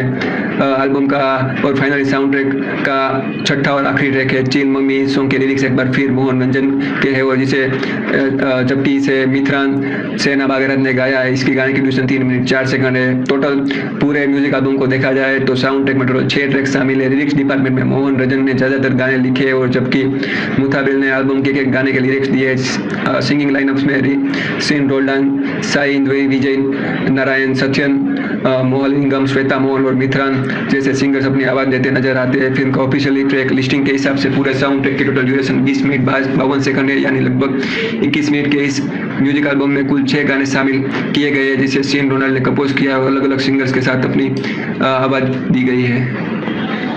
दोस्तों चलिए बात करते हैं गत्ता कुश्ती 2 के रिलीज के बारे में। किसी भी फिल्म की प्रोडक्शन कंप्लीट होने के बाद सबसे इंपॉर्टेंट फेज होता है और उसका थिएटर रिलीज, और इस सीक्वल ने अपनी ऑफिशियल रिलीज के साथ ऑडियंस तक अपनी जर्नी को पहुंचा है। फिल्म के अकॉर्डिंग गत्ता कुश्ती 2 को ऑफिशियली 3 जुलाई 2026 को थिएटर में रिलीज किया गया है। इस डेट से ऑडियंस को यह सीक्वल बड़े पर्दे पर देखने का मौका मिला, यानी प्रोडक्शन और फिल्मिंग प्रोसेस कंप्लीट होने के बाद फिल्म अपनी शेड्यूल थिएटर रिलीज के साथ सिनेमा हॉल तक पहुंची है। तमिलनाडु में फिल्म की डिस्ट्रीब्यूशन की रिस्पॉन्सिबिलिटी रेड जायंट मूवीज ने संभाली है, मतलब इसी डिस्ट्रीब्यूशन कंपनी के थ्रू फिल्म को तमिलनाडु में थिएटर्स में रिलीज किया गया है। किसी भी कमर्शियल फिल्म के लिए डिस्ट्रीब्यूशन एक इंपॉर्टेंट स्टेज होता है और यहाँ रेड जायंट मूवी इसी सीक्वल के तमिलनाडु थिएटर डिस्ट्रीब्यूशन के लिए ऑफिशियली रिस्पॉन्सिबल थी। रिलीज से पहले एक और डिस्कशन का हिस्सा बनी। दी गई इन्फॉर्मेशन के अकॉर्डिंग तमिलनाडु का वेटरी कांजागम के रूलिंग पार्टी से जुड़े पॉलिटिशियन आदव अर्जुना ने डिक्लेरेशन दिया था कि वो अगले 5 सालों तक रेड जायंट मूवीज को फिल्म के रिलीज करने के से रोकने की कोशिश करेंगे। स्टेटमेंट रिलीज से पहले सामने आया था और इसी वजह से फिल्म की रिलीज को लेकर कई बातचीत हुई थी, लेकिन इस इन्फॉर्मेशन के अकॉर्डिंग इस डिक्लेरेशन के बावजूद गत्ता कुश्ती 2 की थिएटर रिलीज में कोई बदलाव नहीं हुआ। फिल्म अपने पहले शेड्यूल डेट यानी 3 जुलाई 2026 पर ही रिलीज किया गया है, यानी रिलीज से शेड्यूल और मेंटेन किया गया और रिलीज ऑडियंस को फिल्म के वही डेट पर देखने को मिले जो ऑफिशियल अनाउंसमेंट की गई थी। अब अगर होम मीडिया या OTT रिलीज की बात करें तो थिएटर रन के बाद फिल्म की डिजिटल स्ट्रीमिंग की इन्फॉर्मेशन भी ऑफिशियली सामने आई। दी गई इन्फॉर्मेशन के हिसाब से गत्ता कुश्ती 2 की 31 जुलाई 2026 से नेटफ्लिक्स पर स्ट्रीमिंग शुरू करेगी, यानी जो ऑडियंस फिल्म को थिएटर में नहीं देख पाए थे उसके लिए डिजिटल प्लेटफॉर्म पर भी फिल्म की अवेलेबिलिटी कंफर्म दी गई है। इसीलिए आज की डेट 31 जुलाई 2026 से व्यूअर इस सीक्वल को नेटफ्लिक्स के थ्रू एंजॉय कर सकते हैं। ओवरऑल देखा जाए तो गत्ता कुश्ती 2 की रिलीज जर्नी सीधी और क्लियरली डिफाइन रही है। फिल्म 3 जुलाई 2026 को थिएटर में रिलीज हुई। तमिलनाडु में इसका डिस्ट्रीब्यूशन रेड जायंट मूवीज ने हैंडल किया है। रिलीज से पहले एक पॉलिटिकल डिक्लेरेशन भी सामने आया था, लेकिन इसके बावजूद फिल्म अपने शेड्यूल रिलीज डेट पर ही थिएटर में आई। इसके बाद फिल्म की डिजिटल स्ट्रीमिंग भी ऑफिशियली कंफर्म हुई, जिसके अकॉर्डिंग 31 जुलाई 2026 से नेटफ्लिक्स पर स्ट्रीम होना शुरू कर देगी। यानी अगर आपने मूवी नहीं देखी तो आज से ही मतलब आप इस मूवी को नेटफ्लिक्स के ऊपर एंजॉय कर सकते हो। रिलीज के बाद गत्ता कुश्ती 2 को ऑडियंस की तरफ से काफी अच्छा रिस्पांस मिला, लेकिन क्रिटिक्स की ओपिनियन मिक्स रही। इंडिया टुडे की ने फिल्म को 2 आउट ऑफ 5 स्टार दिए और स्क्रीन प्ले और जेंडर पोर्ट्रेल को क्रिटिसाइज किया। वहीं तो हिंदू ने इसे पहली फिल्म से बेटर बताया और राइटिंग की तारीफ की, लेकिन कहा कि फिल्म इंपॉर्टेंट मोमेंट्स पर अपनी पुरानी गलतियां रिपीट करती है। द टाइम्स ऑफ इंडिया के रिव्यू में लिखा गया कि फिल्म का कॉन्सेप्ट अच्छा था, लेकिन एग्जीक्यूशन उस पोटेंशियल तक नहीं पहुंच पाया। वहीं सिनेमा एक्सप्रेस ने स्क्रीन प्ले का कॉमेडी मोमेंट्स को एंटरटेन बताया, जहाँ थी ये भी मेंशन किया कि कुछ कैरेक्टर्स वन डायमेंशनल लगते हैं। अगर बॉक्स ऑफिस की बात करें तो फिल्म रिलीज से पहले हफ्ते में दुनिया भर से लगभग 30 करोड़ का कलेक्शन किया। पहले 10 दिन में कलेक्शन बढ़कर 44 करोड़ तक पहुंच गया। 16 जुलाई 2026 को फिल्म ने 50 करोड़ का वर्ल्ड वाइड माइलस्टोन क्रॉस कर दिया। विष्णु विशाल के करियर का एक नया पर्सनल बॉक्स ऑफिस रिकॉर्ड बना और थिएटिकल रन के एंड तक सिने लुगाम के अकॉर्डिंग गत्ता कुश्ती 2 ने वर्ल्ड वाइड लगभग 56 करोड़ का कलेक्शन कर दिया। तो दोस्तों ओवरऑल गत्ता कुश्ती 2 एक ऐसी सीक्वल है जो पहली फिल्म के बाद वीरा और कीर्ति की जिंदगी को नए फेज में लेकर जाती है। इस बार कहानी स्पोर्ट्स के साथ फैमिली लाइफ, पेरेंटिंग, मिसअंडरस्टैंडिंग्स और रिलेशनशिप चैलेंज पर भी फोकस करती है। फिल्म को ऑडियंस की तरफ से अच्छा रिस्पॉन्स मिला, जबकि क्रिटिक्स ओपिनियन मिक्स रहे। बॉक्स ऑफिस पर भी फिल्म ने अच्छा परफॉर्म करते हुए अपना थिएटर रन एंड तक लगभग 56 करोड़ का वर्ल्ड वाइड कलेक्शन किया। अगर आपने गत्ता कुश्ती देखी है तो कमेंट्स में जरूर बताना कि आपको फिल्म कैसी लगी और आपका फेवरेट परफॉर्मेंस कौन सा था। अगर वीडियो पसंद आया तो वीडियो को लाइक करें, सब्सक्राइब करें। मिलते हैं अगली वीडियो में एक और नए मूवी की डिटेल एक्सप्लेनेशन के साथ। तब तक के लिए take care, stay safe and keep watching. धन्यवाद।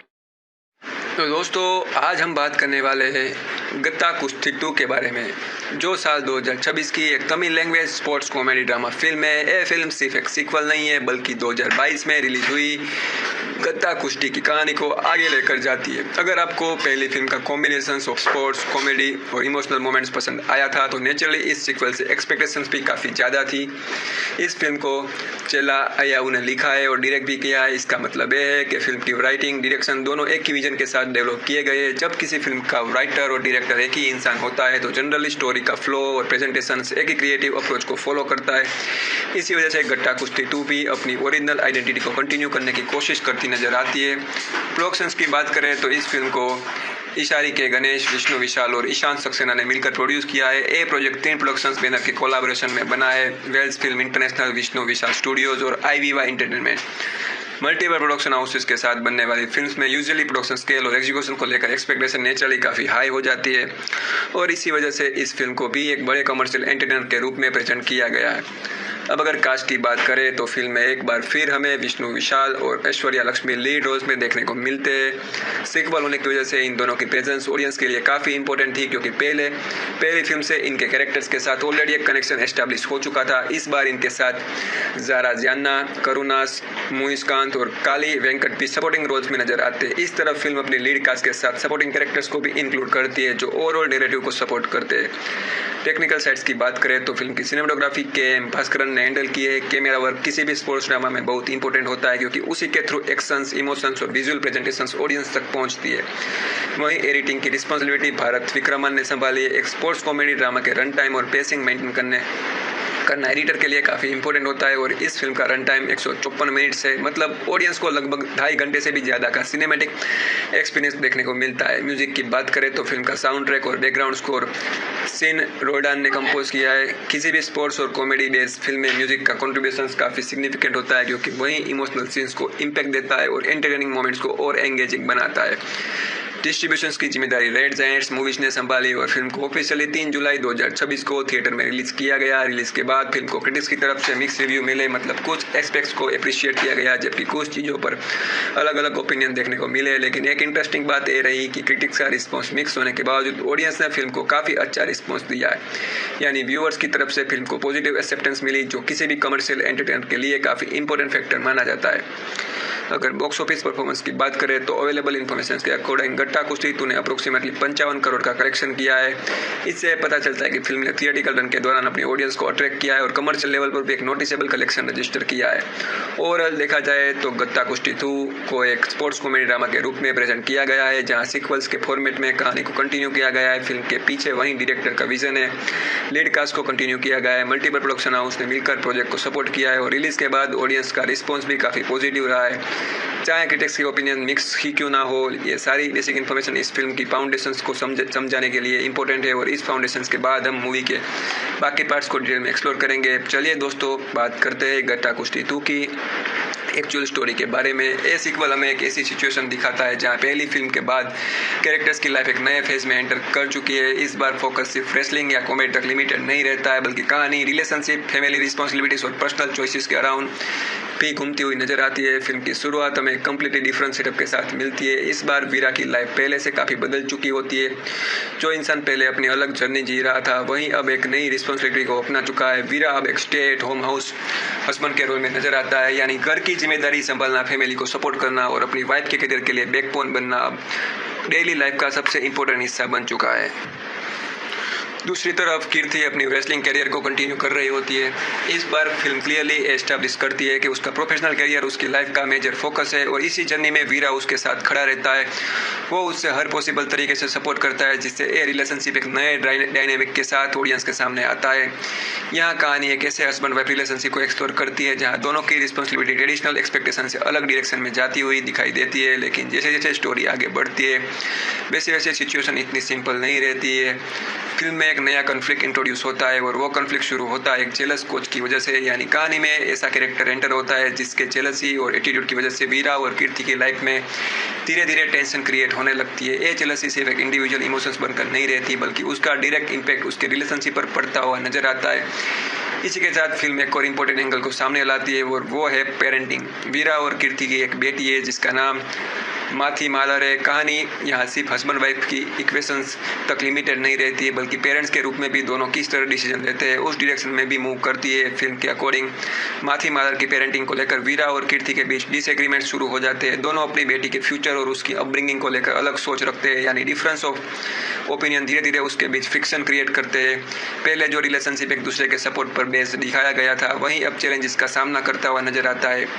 ये फ्रिक्शन किसी एक छोटी मिसअंडरस्टैंडिंग तक लिमिटेड नहीं रहता है। स्टोरी के हिसाब से सिचुएशन इतनी सीरियस डायरेक्शन में चली जाती है कि उसके रिलेशनशिप में एक मेजर क्राइसिस खड़ा हो जाता है। मतलब अब कहानी सिर्फ स्पोर्ट्स या कॉमेडी की जर्नी नहीं रहती है, बल्कि इमोशनल लेवल पर भी काफ़ी इंटेंस हो जाता है। वीरा और कीर्ति के बीच जो प्रॉब्लम शुरू हुई थी वो धीरे धीरे इतनी बड़ी बन जाती है कि उसका रिश्ता एक डिफिकल्ट फेज में पहुंच जाता है और इसी इमोशनल कॉन्फ्लिक्ट को फिल्म अपने फाइनल स्टेज तक लेकर आती है। स्टोरी का कल्मिनेशन से कोर्ट रूम क्लाइमेक्स में होता है। मतलब फिल्म का सबसे इंपॉर्टेंट और डिसिसिव मोमेंट्स कोर्ट के एनवायरनमेंट में अनफोल्ड होता है, जहां तक पहुंचते पहुंचते वीरा और कीर्ति के रिलेशनशिप से जुड़े कॉन्फ्लिक्ट्स अपने पीक पर आ चुके होते हैं। कोर्ट रूम सेटिंग ही इस कहानी का फाइनल रिजोल्यूशन का सेंटर पॉइंट बन जाती है। अगर ओवरऑल इस प्लॉट को देखा जाए तो गट्टा कुश्ती 2 अपनी कहानी को एक स्पोर्ट्स कॉमेडी ड्रामा के फ्रेमवर्क के अंदर लेकर चलती है, लेकिन उसके साथ साथ रिलेशनशिप, फैमिली रिस्पॉन्सिबिलिटीज और पेरेंटिंग के इश्यू भी स्टोरी का मेजर हिस्सा बनते हैं। वीरा का हाउस होल्ड बनाना, कीर्ति के रेसलिंग करियर को सपोर्ट करना, एक जेलस कोच की वजह से रिलेशनशिप में टेंशन का आ जाना, बेटी माथी मालर की पेरेंटिंग को लेकर डिसएग्रीमेंट्स को बढ़ाना, फिर उन डिसएग्रीमेंट्स का रिलेशनशिप क्राइसिस में कन्वर्ट होना और आखिर में कोर्ट रूम तक पहुंचना, ये सारे पॉइंट्स मिलकर इस सीक्वल की कंप्लीट स्टोरी के फाउंडेशन तैयार करते हैं। अब कहानी हमें सीधा लेकर जाती है पहली फिल्म के लगभग 6 साल बाद, यानी गत्ता कुश्ती 2 की पहली जर्नी के बाद। काफ़ी वक्त बीत चुका है और इन सालों के अंदर कैरेक्टर्स की ज़िंदगी में काफ़ी बदलाव आ चुके हैं। टाइम जंप सिर्फ कैलेंडर के हिसाब से नहीं है, बल्कि उसकी पर्सनल लाइफ और रिस्पॉन्सिबिलिटीज़ में आए चेंजेस को भी रिप्रेजेंट करता है। इन 6 सालों के बाद जब हम दोबारा वीरा से मिलते हैं तो उसकी ज़िंदगी पहले से बिल्कुल अलग नज़र आती है। सबसे पहले और सबसे बड़ी चीज़ जो ऑडियंस नोटिस करती है वो है उसका बदला हुआ रोल। पहली फिल्म के बाद उसने जो वादा किया था उसे वो सिर्फ एक डायलॉग या इमोशनल मोमेंट तक सीमित नहीं रखता है। फिल्म के अकॉर्डिंग वीरा अपना प्रॉमिस पूरी तरह निभाता है। ये बात कहानी का एक बहुत ही इंपॉर्टेंट फाउंडेशन पॉइंट बन जाती है, क्योंकि सीक्वल हमें ये दिखाता है कि वक्त के साथ वीरा ने अपनी कमिटमेंट को सिर्फ याद ही नहीं रखा है, बल्कि उसे अपनी लाइफस्टाइल का परमानेंट हिस्सा बना दिया है। यानी उसके लिए दिया गया वादा सिर्फ वर्ड्स नहीं था, बल्कि एक रिस्पॉन्सिबिलिटी थी जिसे उसने सच में एक्सेप्ट कर लिया। इसी कमिटमेंट के चलते वीरा एक फुल टाइम हाउस होल्ड के रूप में अपनी ज़िंदगी जी रहा होता है।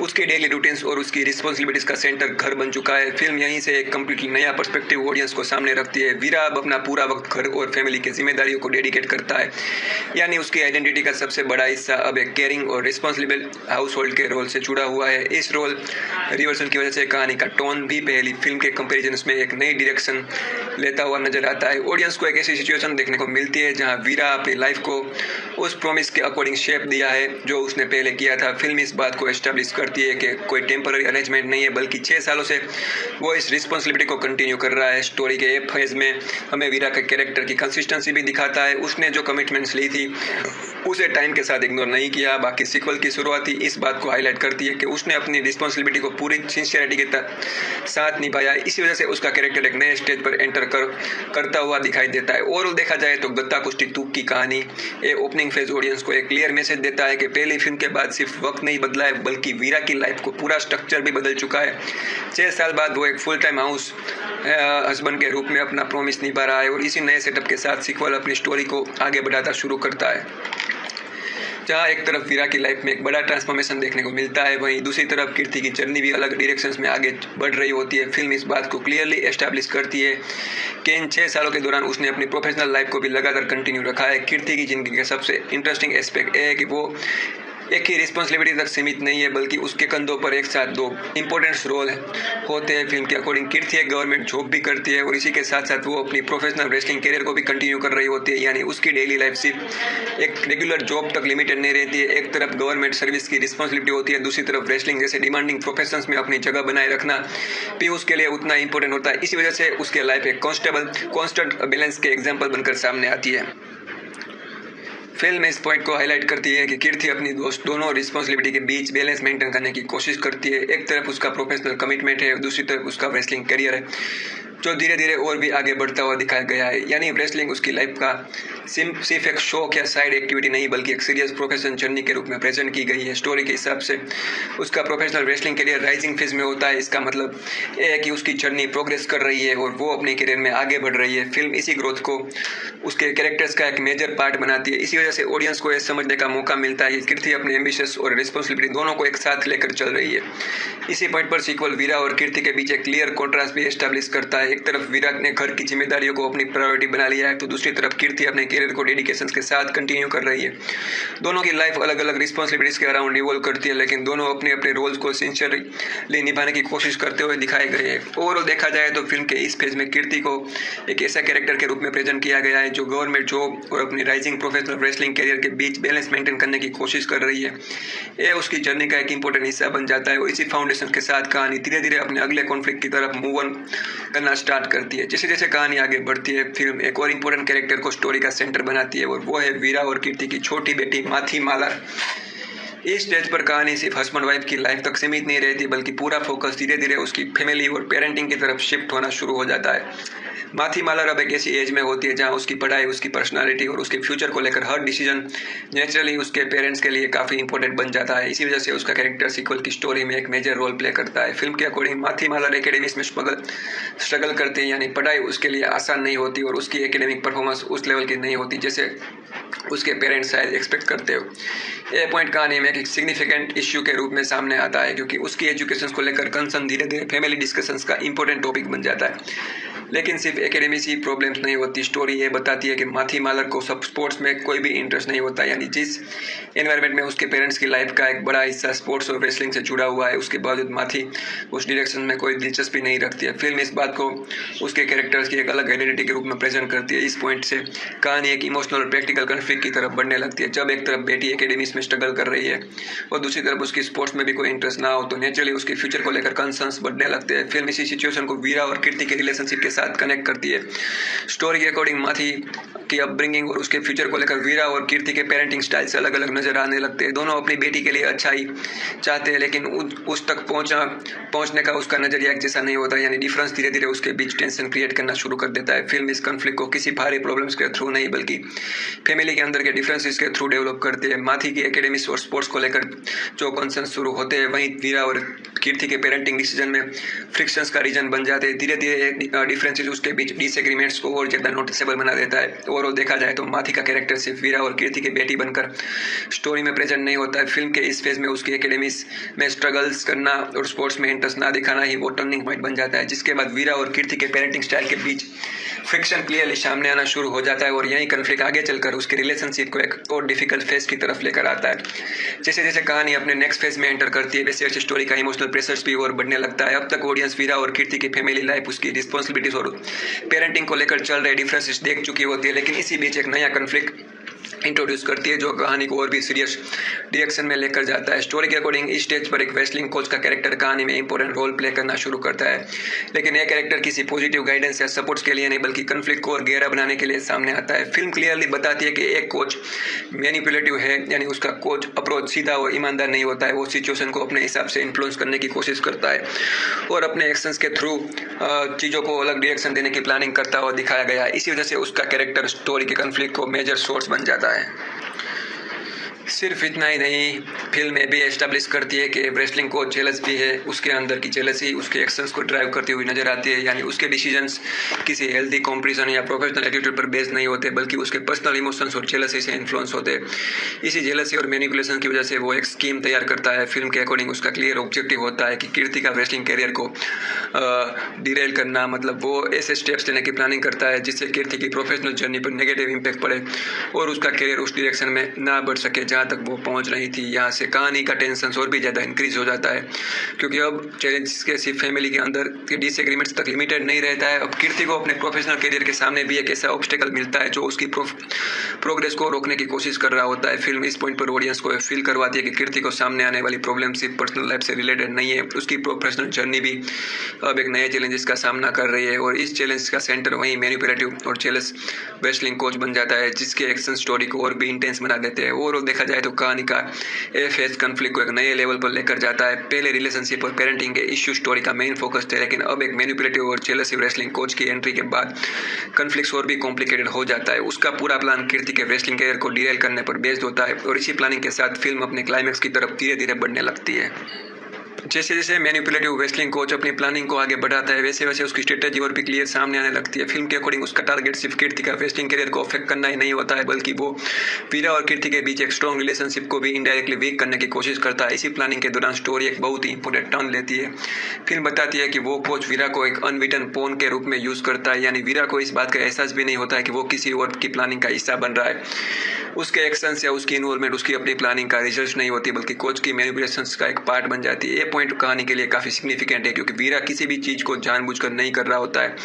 स्टोरी के अकॉर्डिंग वो बिना जाने ही सिचुएशंस में फंस जाता है जहां इसका इस्तेमाल एक ऐसे प्लान्स के लिए किया जा रहा होता है जिसका असली ऑब्जेक्टिव कुछ और ही है। इसी मैनिपुलेशंस की वजह से धीरे धीरे वीरा और कीर्ति के बीच ट्रस्ट पर असर पड़ने शुरू हो जाता है। जो रिलेशनशिप अब तक म्यूचुअल सपोर्ट और अंडरस्टैंडिंग के बेस पर दिखाया गया था, उसमें अब शक और कंफ्यूजन अपनी जगह बनना शुरू कर देते हैं। फिल्म के अकॉर्डिंग कोच की प्लानिंग का सबसे बड़ा इंपैक्ट मिसअंडरस्टैंडिंग्स के रूप में सामने आता है। छोटी छोटी सिचुएशंस को और गलत परसेप्शन धीरे धीरे इतनी बड़ी बनने लगती है कि वीरा और कीर्ति के बीच कम्युनिकेशन और अंडरस्टैंडिंग दोनों अफेक्ट होने लगते हैं। मिसअंडरस्टैंडिंग सिर्फ एक टेम्पररी डिसएग्रीमेंट्स तक लिमिटेड नहीं रहती। स्टोरी क्लियरली बताती है कि इसके बीच डीप मिसट्रस्ट क्रिएट होने लगता है, यानी दोनों को रिलेशनशिप की सबसे इंपॉर्टेंट फाउंडेशन एक दूसरे पर भरोसा अब चैलेंज होने लगता है। और जब किसी रिलेशनशिप में ट्रस्ट ही कमजोर पड़ने लगे तो नेचुरली हर सिचुएशन और भी कॉम्प्लिकेटेड महसूस होने लगती है। फिल्म इसी इमोशनल फेस को काफी इंपॉर्टेंट बना देती है। अब तक ऑडियंस ने वीरा और कीर्ति को एक दूसरे का सपोर्ट सिस्टम बनते देखा था, लेकिन कोच की मैनिपुलेशंस के बाद वही रिलेशनशिप मिसअंडरस्टैंडिंग्स और मिसट्रस्ट के प्रेशर्स में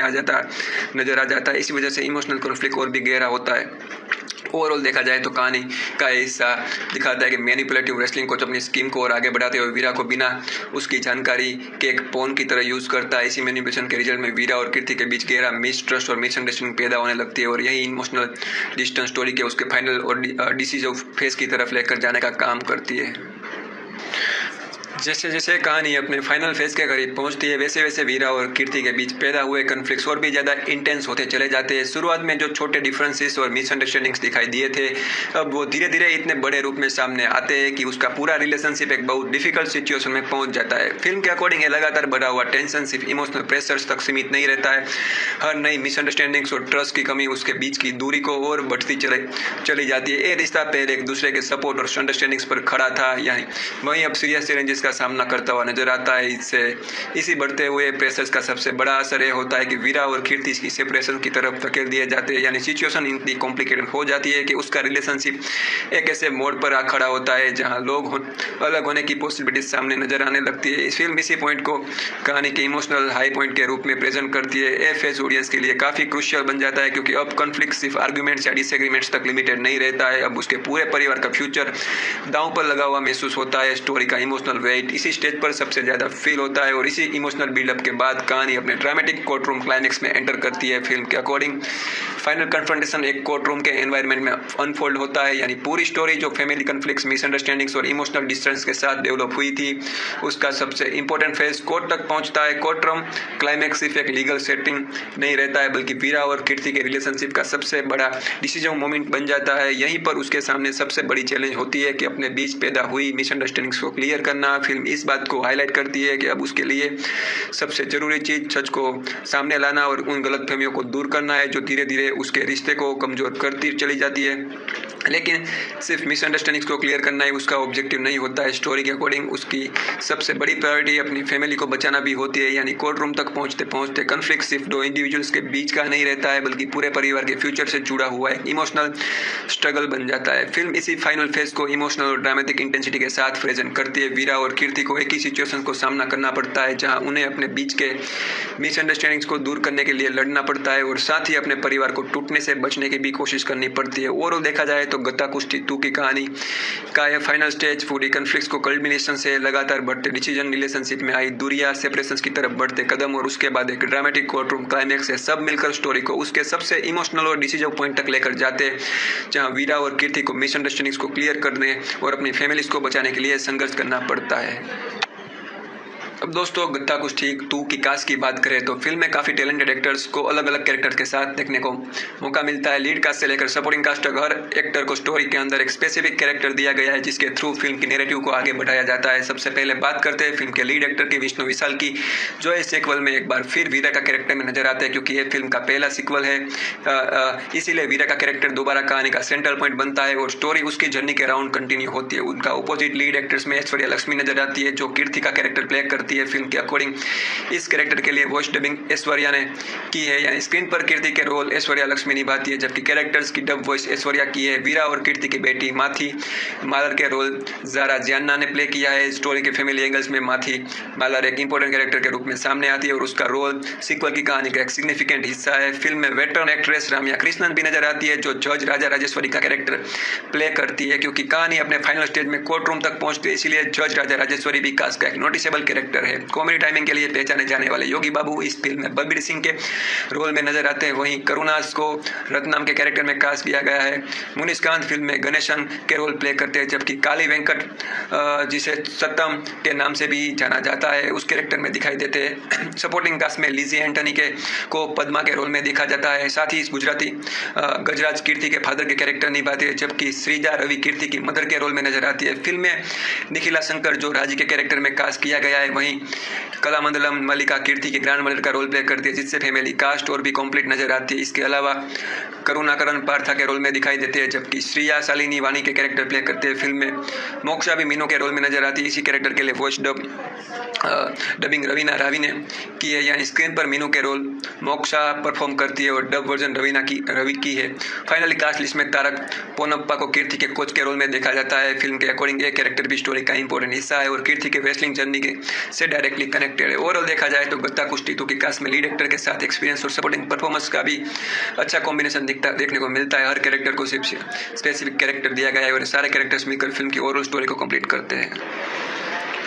अब दोस्तों चलिए बात करते हैं गत्ता कुश्ती 2 के प्रोडक्शन जर्नी के बारे में। किसी भी सीक्वल की तरह इस फिल्म को लेकर भी ऑडियंस के अंदर काफ़ी एक्साइटमेंट थी और इस प्रोजेक्ट को शुरुआत ऑफिशियली होने से पहले इसके बारे में डिस्कशन शुरू हो चुके थे। फिल्म की प्रोडक्शन की जर्नी का पहला मेजर अपडेट जुलाई 2025 के शुरुआती दिनों में सामने आया था। इस पीरियड में विष्णु विशाल ने कंफर्म किया कि गत्ता कुश्ती 2 का सीक्वल बनाने की प्लानिंग चल रही है, यानी इस स्टेज पर प्रोजेक्ट को लेकर क्लियर इंडिकेशन मिल चुका था कि पहली फिल्म की स्टोरी को आगे कंटिन्यू करने का प्लान ऑफिशियली कंसिडर किया जा रहा है। उस वक्त एक कंफर्मेशन ऑडियंस को एक इंपॉर्टेंट अपडेट था क्योंकि इससे क्लियर हो गया था कि फ्रेंचाइजी को कंटिन्यू करने की डायरेक्शंस में काम शुरू हो चुका है। हालांकि उस स्टेज पर सिर्फ प्लानिंग का लेवल पर था लेकिन सीक्वल्स को लेकर एक्साइटमेंट धीरे धीरे और बढ़ने लगी थी। इसके बाद 1 सितंबर 2025 को फिल्म का ऑफिशियल अनाउंसमेंट किया गया, यानी वो मोमेंट था जब सीक्वल को फॉर्मली ऑडियंस के सामने इंट्रोड्यूस किया गया और प्रोजेक्ट की कोर टीम को भी ऑफिशियली कंफर्म कर दिया गया। अनाउंसमेंट के साथ ये भी कंफर्म हुआ कि डायरेक्टर चेला या दोबारा सीक्वल को डायरेक्ट करेंगे। इसके अलावा लीड एक्ट्रेस ऐश्वर्या लक्ष्मी के रिटर्न के भी ऑफिशियल कंफर्मेशन दी गई थी। साथ ही प्रोड्यूसर इशारे के गणेश की सीक्वल के साथ वापस जुड़े रहे। इस तरह फिल्म की क्रिएटिव और प्रोडक्शन टीम के इंपॉर्टेंट मेंबर्स को ऑफिशियली कंटिन्यू किया गया था। ऑफिशियल अनाउंसमेंट के कुछ ही समय बाद फिल्म की प्रिंसिपल फोटोग्राफी भी शुरू कर दी गई, यानी अनाउंसमेंट के और शूटिंग के बीच ज़्यादा डिले नहीं हुआ। प्रोजेक्ट डायरेक्टली प्रोडक्शन फेज में एंटर कर गया। फिल्म की शूटिंग एक ही लोकेशन तक लिमिटेड नहीं रही। प्रोडक्शन के दौरान चेन्नई, पोलाची, पलक्कड़ जैसे कई लोकेशन पर फिल्मिंग की गई, यानी सीक्वल के लिए अलग अलग जगहों पर शूटिंग शेड्यूल ऑर्गेनाइज किए गए, जिससे प्रोडक्शन प्रोसेस मल्टीपल लोकेशंस में कंप्लीट हुआ। जैसे जैसे शूटिंग आगे बढ़ती गई वैसे वैसे फिल्म अपने कॉम्प्लीशन स्टेज की तरफ पहुंचती गई। फिल्म के प्रोडक्शंस अपडेट्स के अकॉर्डिंग मई 2026 तक शूटिंग लगभग पूरी हो चुकी थी। इसी स्टेज पर प्रोडक्शन ऑलमोस्ट कंप्लीट था और सिर्फ कुछ ही दिनों में फिल्मिंग की बात रह गई थी।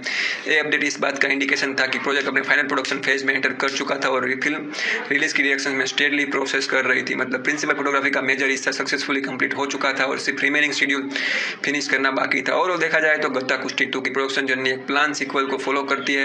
सबसे पहले जुलाई 2025 में सीक्वल बनने की प्लानिंग कंफर्म होती है। उसके बाद 1 सितंबर 2025 को फिल्म का ऑफिशियल अनाउंसमेंट किया जाता है, जहां डायरेक्टर चेला अयाबू, लीड एक्ट्रेस ऐश्वर्या लक्ष्मी और प्रोड्यूसर इशारी के गणेश के रिटर्न्स को कंफर्म किया जाता है। इसके तुरंत बाद प्रिंसिपल फोटोग्राफी शुरू होती है। शूटिंग चेन्नई, पोलाची, पलक्कड़ जैसे लोकेशंस पर कंप्लीट की जाती है और मई 2026 तक फिल्म की शूटिंग लगभग अपने फिल्म फाइनल स्टेज पर पहुंच जाती है, जहां सिर्फ कुछ दिनों का शूटिंग बाकी रह जाता है। अब दोस्तों चलिए बात करते हैं गत्ता कुश्ती 2 के म्यूजिक एल्बम के बारे में। किसी भी स्पोर्ट्स कॉमेडी ड्रामा फिल्म में म्यूजिक का अपना एक अलग इंपॉर्टेंस होता है और इस सीक्वल के लिए ये साउंड ट्रैक को डेडिकेटेड म्यूजिक एल्बम के रूप में प्रेजेंट किया गया है। फिल्म के अकॉर्डिंग गत्ता कुश्ती 2 का पूरा एल्बम सीन रोल्डन ने कंपोज किया है, यानी इस सीक्वल के सॉन्ग्स और ओवरऑल साउंड ट्रैक की कंपोजिशंस की रिस्पॉन्सिबिलिटी उन्होंने ही संभाली है। फिल्म के म्यूजिक डिपार्टमेंट का पूरा क्रिएटिव वर्क सीन रोल्डन के नाम से ऑफिशियली क्रेडिट किया गया है। अब साउंड ट्रैक की बात करें तो फिल्म के एल्बम में टोटल 6 सॉन्ग शामिल किए गए हैं। हर गाने का अपना टाइटल है और अपने सिंगर्स के साथ प्रेजेंट किया गया है। चलिए एक एक करके इन सभी टेक्स्ट पर नजर डालते हैं। एल्बम का पहला गाना है शब्दावकारी। इस गाने के लिरिक्स मोहन रजन ने लिखे, जबकि इसे सीन रोल्डन और साई इंदवी ने मिलकर गाया है। इस ट्रैक की टोटल ड्यूरेशन 4 मिनट 8 सेकंड है।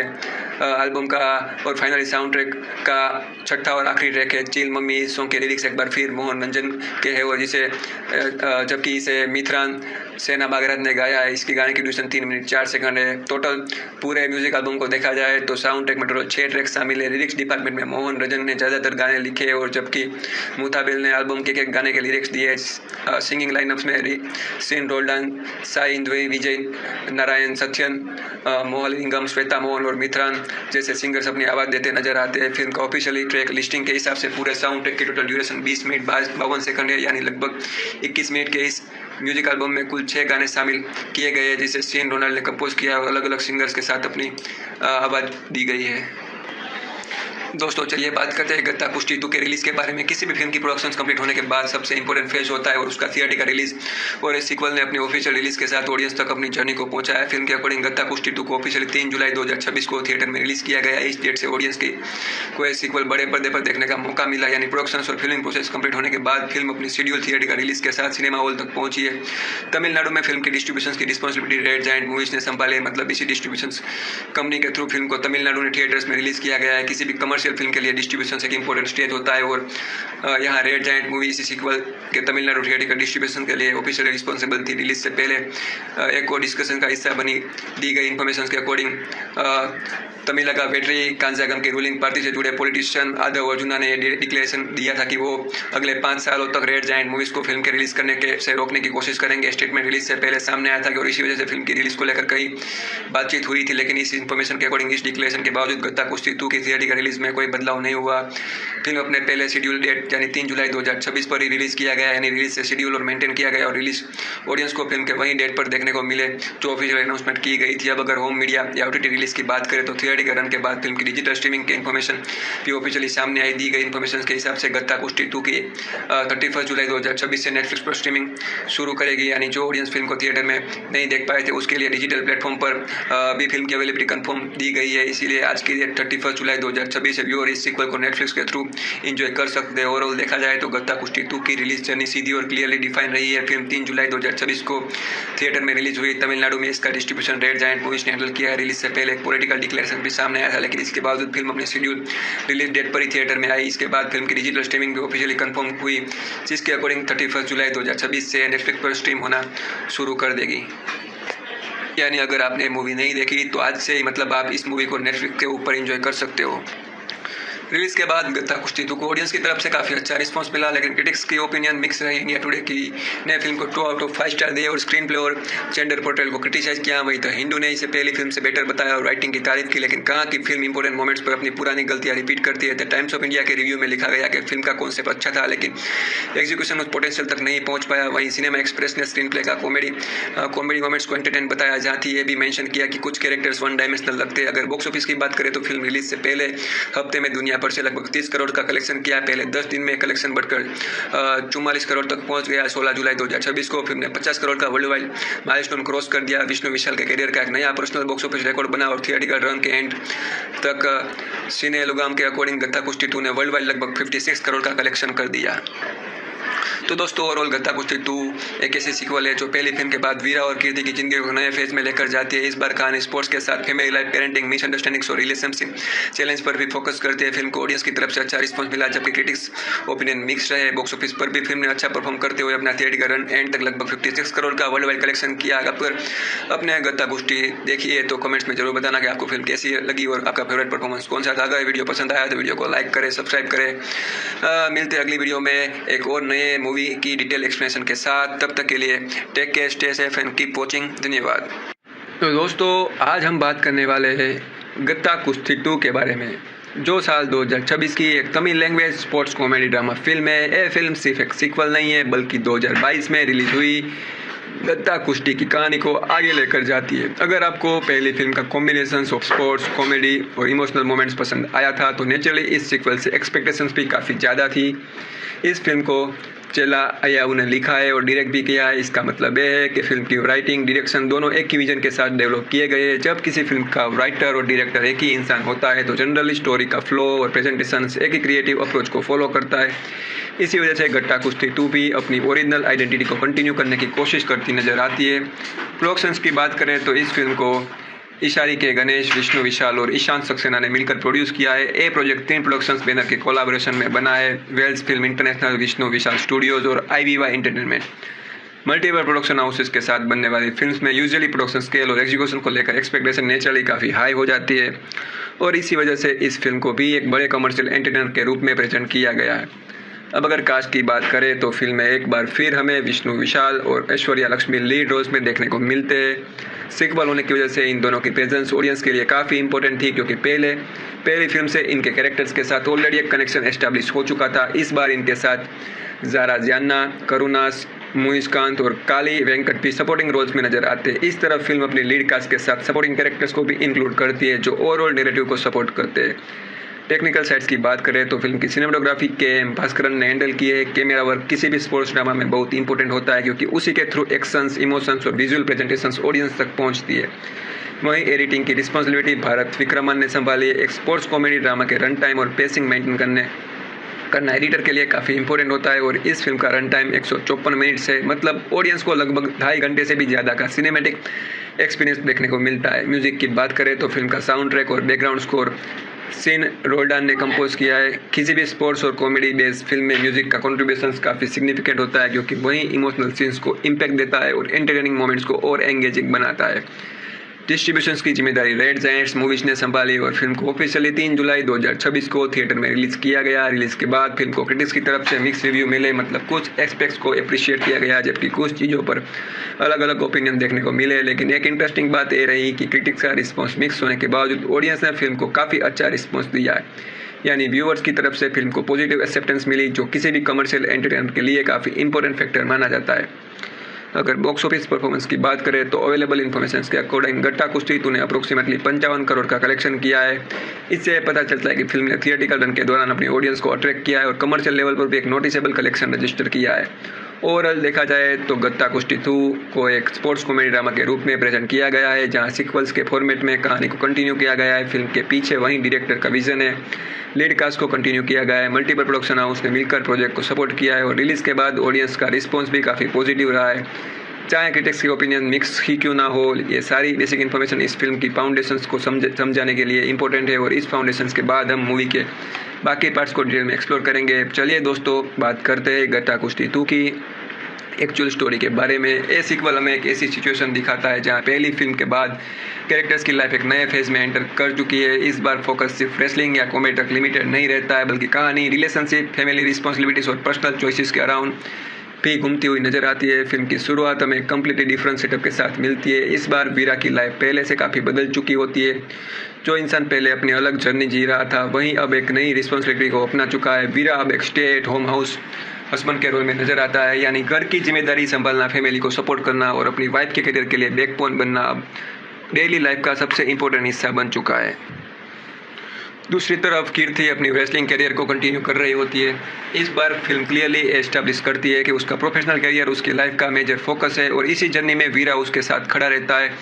वो उससे हर पॉसिबल तरीके से सपोर्ट करता है, जिससे ये रिलेशनशिप एक नए डायनेमिक के साथ ऑडियंस के सामने आता है।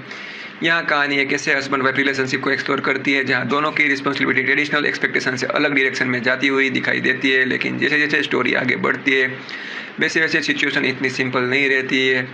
फिल्म में एक नया कॉन्फ्लिक्ट इंट्रोड्यूस होता है और वो कॉन्फ्लिक्ट शुरू होता है एक जेलस कोच की वजह से। यानी कहानी में ऐसा कैरेक्टर एंटर होता है जिसके जेलसी और एटीट्यूड की वजह से वीरा और कीर्ति की लाइफ में धीरे धीरे टेंशन क्रिएट होने लगती है। ये जेलसी सिर्फ एक इंडिविजुअल इमोशंस बनकर नहीं रहती, बल्कि उसका डायरेक्ट इम्पैक्ट उसके रिलेशनशिप पर पड़ता हुआ नजर आता है। इसी के साथ फिल्म एक और इम्पोर्टेंट एंगल को सामने लाती है और वो है पेरेंटिंग। वीरा और कीर्ति की एक बेटी है जिसका नाम माथी मालर है। कहानी यहाँ सिर्फ हस्बैंड वाइफ की इक्वेशंस तक लिमिटेड नहीं रहती है, बल्कि पेरेंट्स के रूप में भी दोनों किस तरह डिसीजन लेते हैं उस डायरेक्शन में भी मूव करती है। फिल्म के अकॉर्डिंग माथी मालर की पेरेंटिंग को लेकर वीरा और कीर्ति के बीच डिसएग्रीमेंट शुरू हो जाते हैं। दोनों अपनी बेटी के फ्यूचर और उसकी अपब्रिंगिंग को लेकर अलग सोच रखते हैं, यानी डिफरेंस ऑफ ओपिनियन धीरे धीरे उसके बीच फ्रिक्शन क्रिएट करते हैं। पहले जो रिलेशनशिप एक दूसरे के सपोर्ट पर बेस्ड दिखाया गया था, वहीं अब चैलेंजेस का सामना करता हुआ नजर आता है। ये फ्रिक्शन किसी एक छोटी मिसअंडरस्टैंडिंग तक लिमिटेड नहीं रहता है। स्टोरी के हिसाब से सिचुएशन इतनी सीरियस डायरेक्शन में चली जाती है कि उसके रिलेशनशिप में एक मेजर क्राइसिस खड़ा हो जाता है।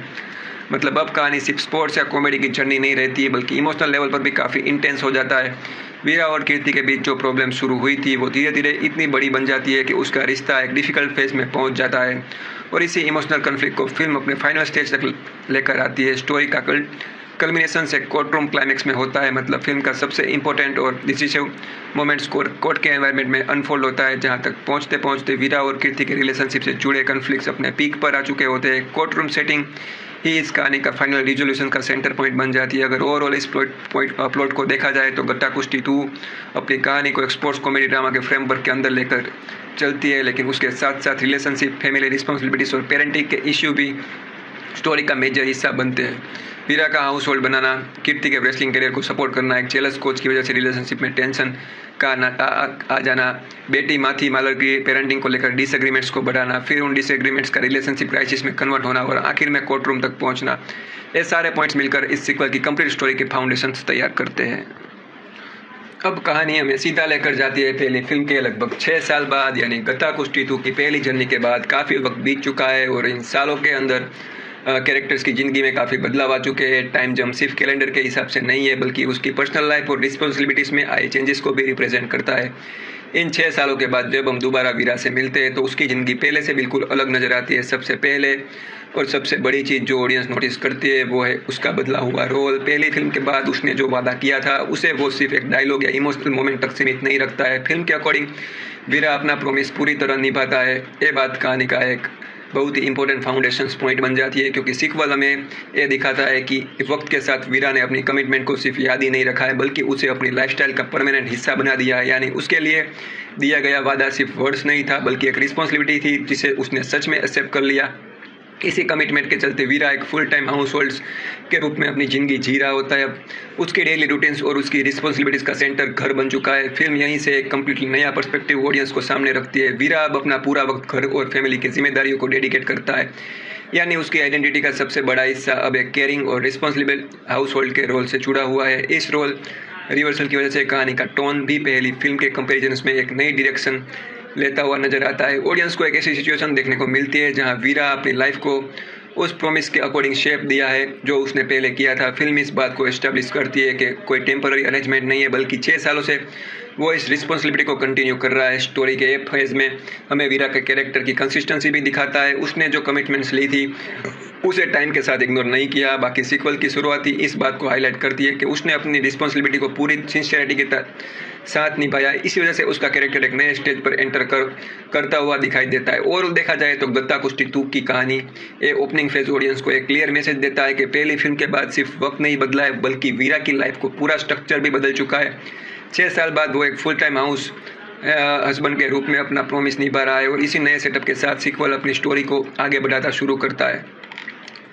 जहाँ एक तरफ वीरा की लाइफ में एक बड़ा ट्रांसफॉर्मेशन देखने को मिलता है, वहीं दूसरी तरफ कीर्ति की जर्नी भी अलग डायरेक्शंस में आगे बढ़ रही होती है। फिल्म इस बात को क्लियरली एस्टैब्लिश करती है कि इन 6 सालों के दौरान उसने अपनी प्रोफेशनल लाइफ को भी लगातार कंटिन्यू रखा है। कीर्ति की जिंदगी का सबसे इंटरेस्टिंग एस्पेक्ट ये है कि वो एक ही रिस्पॉन्सिबिलिटी तक सीमित नहीं है बल्कि उसके कंधों पर एक साथ 2 इंपॉर्टेंट रोल होते हैं। फिल्म के अकॉर्डिंग कीर्ति एक गवर्नमेंट जॉब भी करती है, इसी के साथ साथ वो अपनी प्रोफेशनल रेसलिंग करियर को भी कंटिन्यू कर रही होती है। यानी उसकी डेली लाइफ सिर्फ एक रेगुलर जॉब तक लिमिटेड नहीं रहती है। एक तरफ गवर्नमेंट सर्विस की रिस्पॉन्सिबिलिटी होती है, दूसरी तरफ रेसलिंग जैसे डिमांडिंग प्रोफेशंस में अपनी जगह बनाए रखना भी उसके लिए उतना इंपॉर्टेंट होता है। इसी वजह से उसके लाइफ एक कॉन्स्टेंट बैलेंस के एग्जाम्पल बनकर सामने आती है।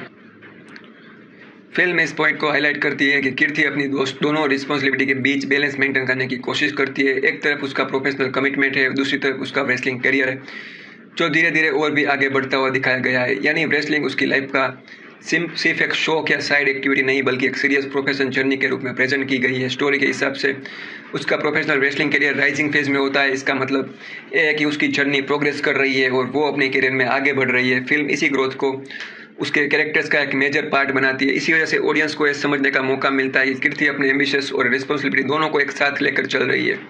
इसी पॉइंट पर सीक्वल वीरा और कीर्ति के बीच एक क्लियर कॉन्ट्रास्ट भी एस्टैब्लिश करता है। एक तरफ वीरा ने घर की जिम्मेदारियों को अपनी प्रायोरिटी बना लिया है तो दूसरी तरफ कीर्ति अपने करियर को डेडिकेशन के साथ कंटिन्यू कर रही है।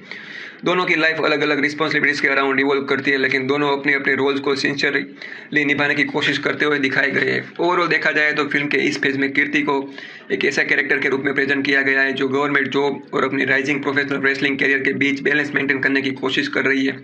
यह उसकी जर्नी का एक इंपॉर्टेंट हिस्सा बन जाता है और इसी फाउंडेशन के साथ कहानी धीरे धीरे अपने अगले कॉन्फ्लिक्ट की तरफ मूव ऑन करना स्टार्ट करती है। जैसे जैसे कहानी आगे बढ़ती है फिल्म एक और इम्पोर्टेंट कैरेक्टर को स्टोरी का सेंटर बनाती है और वो है वीरा और कीर्ति की छोटी बेटी माथी मालार। इस स्टेज पर कहानी सिर्फ हस्बैंड वाइफ की लाइफ तक सीमित नहीं रहती बल्कि पूरा फोकस धीरे धीरे उसकी फैमिली और पेरेंटिंग की तरफ शिफ्ट होना शुरू हो जाता है। माथी मालार अब एक ऐसी एज में होती है जहाँ उसकी पढ़ाई, उसकी पर्सनालिटी और उसके फ्यूचर को लेकर हर डिसीजन नेचुरली उसके पेरेंट्स के लिए काफ़ी इंपॉर्टेंट बन जाता है। इसी वजह से उसका कैरेक्टर सीक्वल की स्टोरी में एक मेजर रोल प्ले करता है। फिल्म के अकॉर्डिंग माथी मालार एकेडमिक्स में स्ट्रगल करते हैं, यानी पढ़ाई उसके लिए आसान नहीं होती और उसकी एकेडमिक परफॉर्मेंस उस लेवल की नहीं होती जैसे उसके पेरेंट्स शायद एक्सपेक्ट करते हो। ये पॉइंट कहानी में एक सिग्निफिकेंट इश्यू के रूप में सामने आता है क्योंकि उसकी एजुकेशन को लेकर कंसर्न धीरे धीरे फैमिली डिस्कशंस का इंपॉर्टेंट टॉपिक बन जाता है। लेकिन सिर्फ एकेडमिक ही प्रॉब्लम्स नहीं होती। स्टोरी ये बताती है कि माथी मालार को सब स्पोर्ट्स में कोई भी इंटरेस्ट नहीं होता, यानी जिस एनवायरनमेंट में उसके पेरेंट्स की लाइफ का एक बड़ा हिस्सा स्पोर्ट्स और रेसलिंग से जुड़ा हुआ है उसके बावजूद माथी उस डायरेक्शन में कोई दिलचस्पी नहीं रखती है। फिल्म इस बात को उसके कैरेक्टर्स की एक अलग आइडेंटिटी के रूप में प्रेजेंट करती है। इस पॉइंट से कहानी एक इमोशनल और प्रैक्टिकल कॉन्फ्लिक्ट की तरफ बढ़ने लगती है। जब एक तरफ बेटी एकेडमिक्स में स्ट्रगल कर रही है और दूसरी तरफ उसकी स्पोर्ट्स में भी कोई इंटरेस्ट ना हो तो नेचुरली उसके फ्यूचर को लेकर कंसर्न्स बढ़ने लगते हैं। फिल्म इसी सिचुएशन को वीरा और कीर्ति के रिलेशनशिप के साथ कनेक्ट करती है।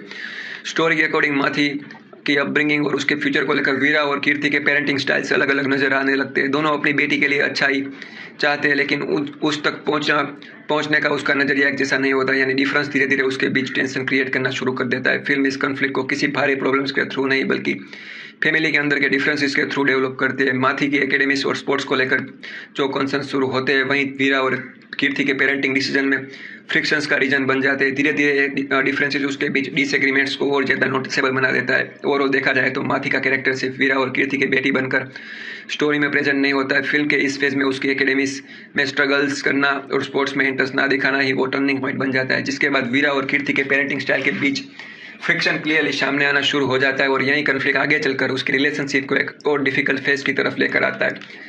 जैसे जैसे कहानी अपने नेक्स्ट फेज में एंटर करती है वैसे वैसे स्टोरी का इमोशनल प्रेशर्स भी और बढ़ने लगता है। अब तक ऑडियंस वीरा और कीर्ति की फैमिली लाइफ, उसकी रिस्पॉन्सिबिलिटीज और पेरेंटिंग को लेकर चल रहे डिफरेंसेस देख चुकी होती है, लेकिन इसी बीच एक नया कॉन्फ्लिक्ट इंट्रोड्यूस करती है जो कहानी को और भी सीरियस डायरेक्शन में लेकर जाता है। स्टोरी के अकॉर्डिंग इस स्टेज पर एक रेसलिंग कोच का कैरेक्टर कहानी में इंपॉर्टेंट रोल प्ले करना शुरू करता है, लेकिन यह कैरेक्टर किसी पॉजिटिव गाइडेंस या सपोर्ट्स के लिए नहीं बल्कि कन्फ्लिक्ट को और गहरा बनाने के लिए सामने आता है। फिल्म क्लियरली बताती है कि एक कोच मैनिपुलेटिव है, यानी उसका कोच अप्रोच सीधा और ईमानदार नहीं होता है। वो सिचुएशन को अपने हिसाब से इन्फ्लुएंस करने की कोशिश करता है और अपने एक्शंस के थ्रू चीज़ों को अलग डायरेक्शन देने की प्लानिंग करता हुआ दिखाया गया है। इसी वजह से उसका कैरेक्टर स्टोरी के कन्फ्लिक्ट को मेजर सोर्स बन जाता है। सिर्फ इतना ही नहीं, फिल्म में भी एस्टैब्लिश करती है कि रेसलिंग कोच जेलस भी है। उसके अंदर की जेलसी उसके एक्शंस को ड्राइव करती हुई नजर आती है, यानी उसके डिसीजंस किसी हेल्दी कॉम्पिटिशन या प्रोफेशनल एटीट्यूड पर बेस्ड नहीं होते बल्कि उसके पर्सनल इमोशंस और जेलसी से इन्फ्लुएंस होते।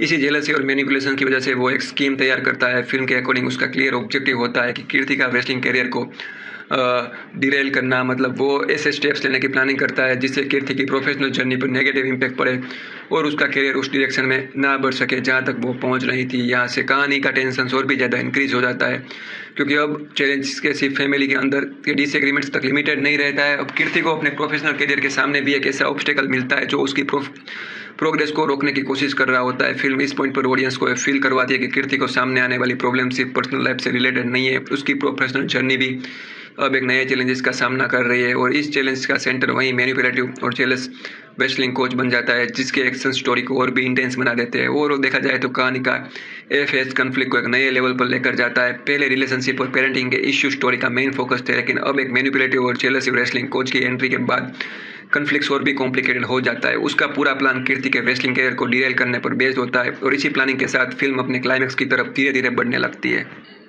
जैसे जैसे मैनिपुलेटिव रेसलिंग कोच अपनी प्लानिंग को आगे बढ़ाता है वैसे वैसे उसकी स्ट्रेटेजी और भी क्लियर सामने आने लगती है। फिल्म के अकॉर्डिंग उसका टारगेट सिर्फ कीर्ति का रेसलिंग करियर को अफेक्ट करना ही नहीं होता है, बल्कि वो वीरा और कीर्ति के बीच एक स्ट्रॉन्ग रिलेशनशिप को भी इनडायरेक्टली वीक करने की कोशिश करता है। इसी प्लानिंग के दौरान स्टोरी एक बहुत ही इंपॉर्टेंट टर्न लेती है।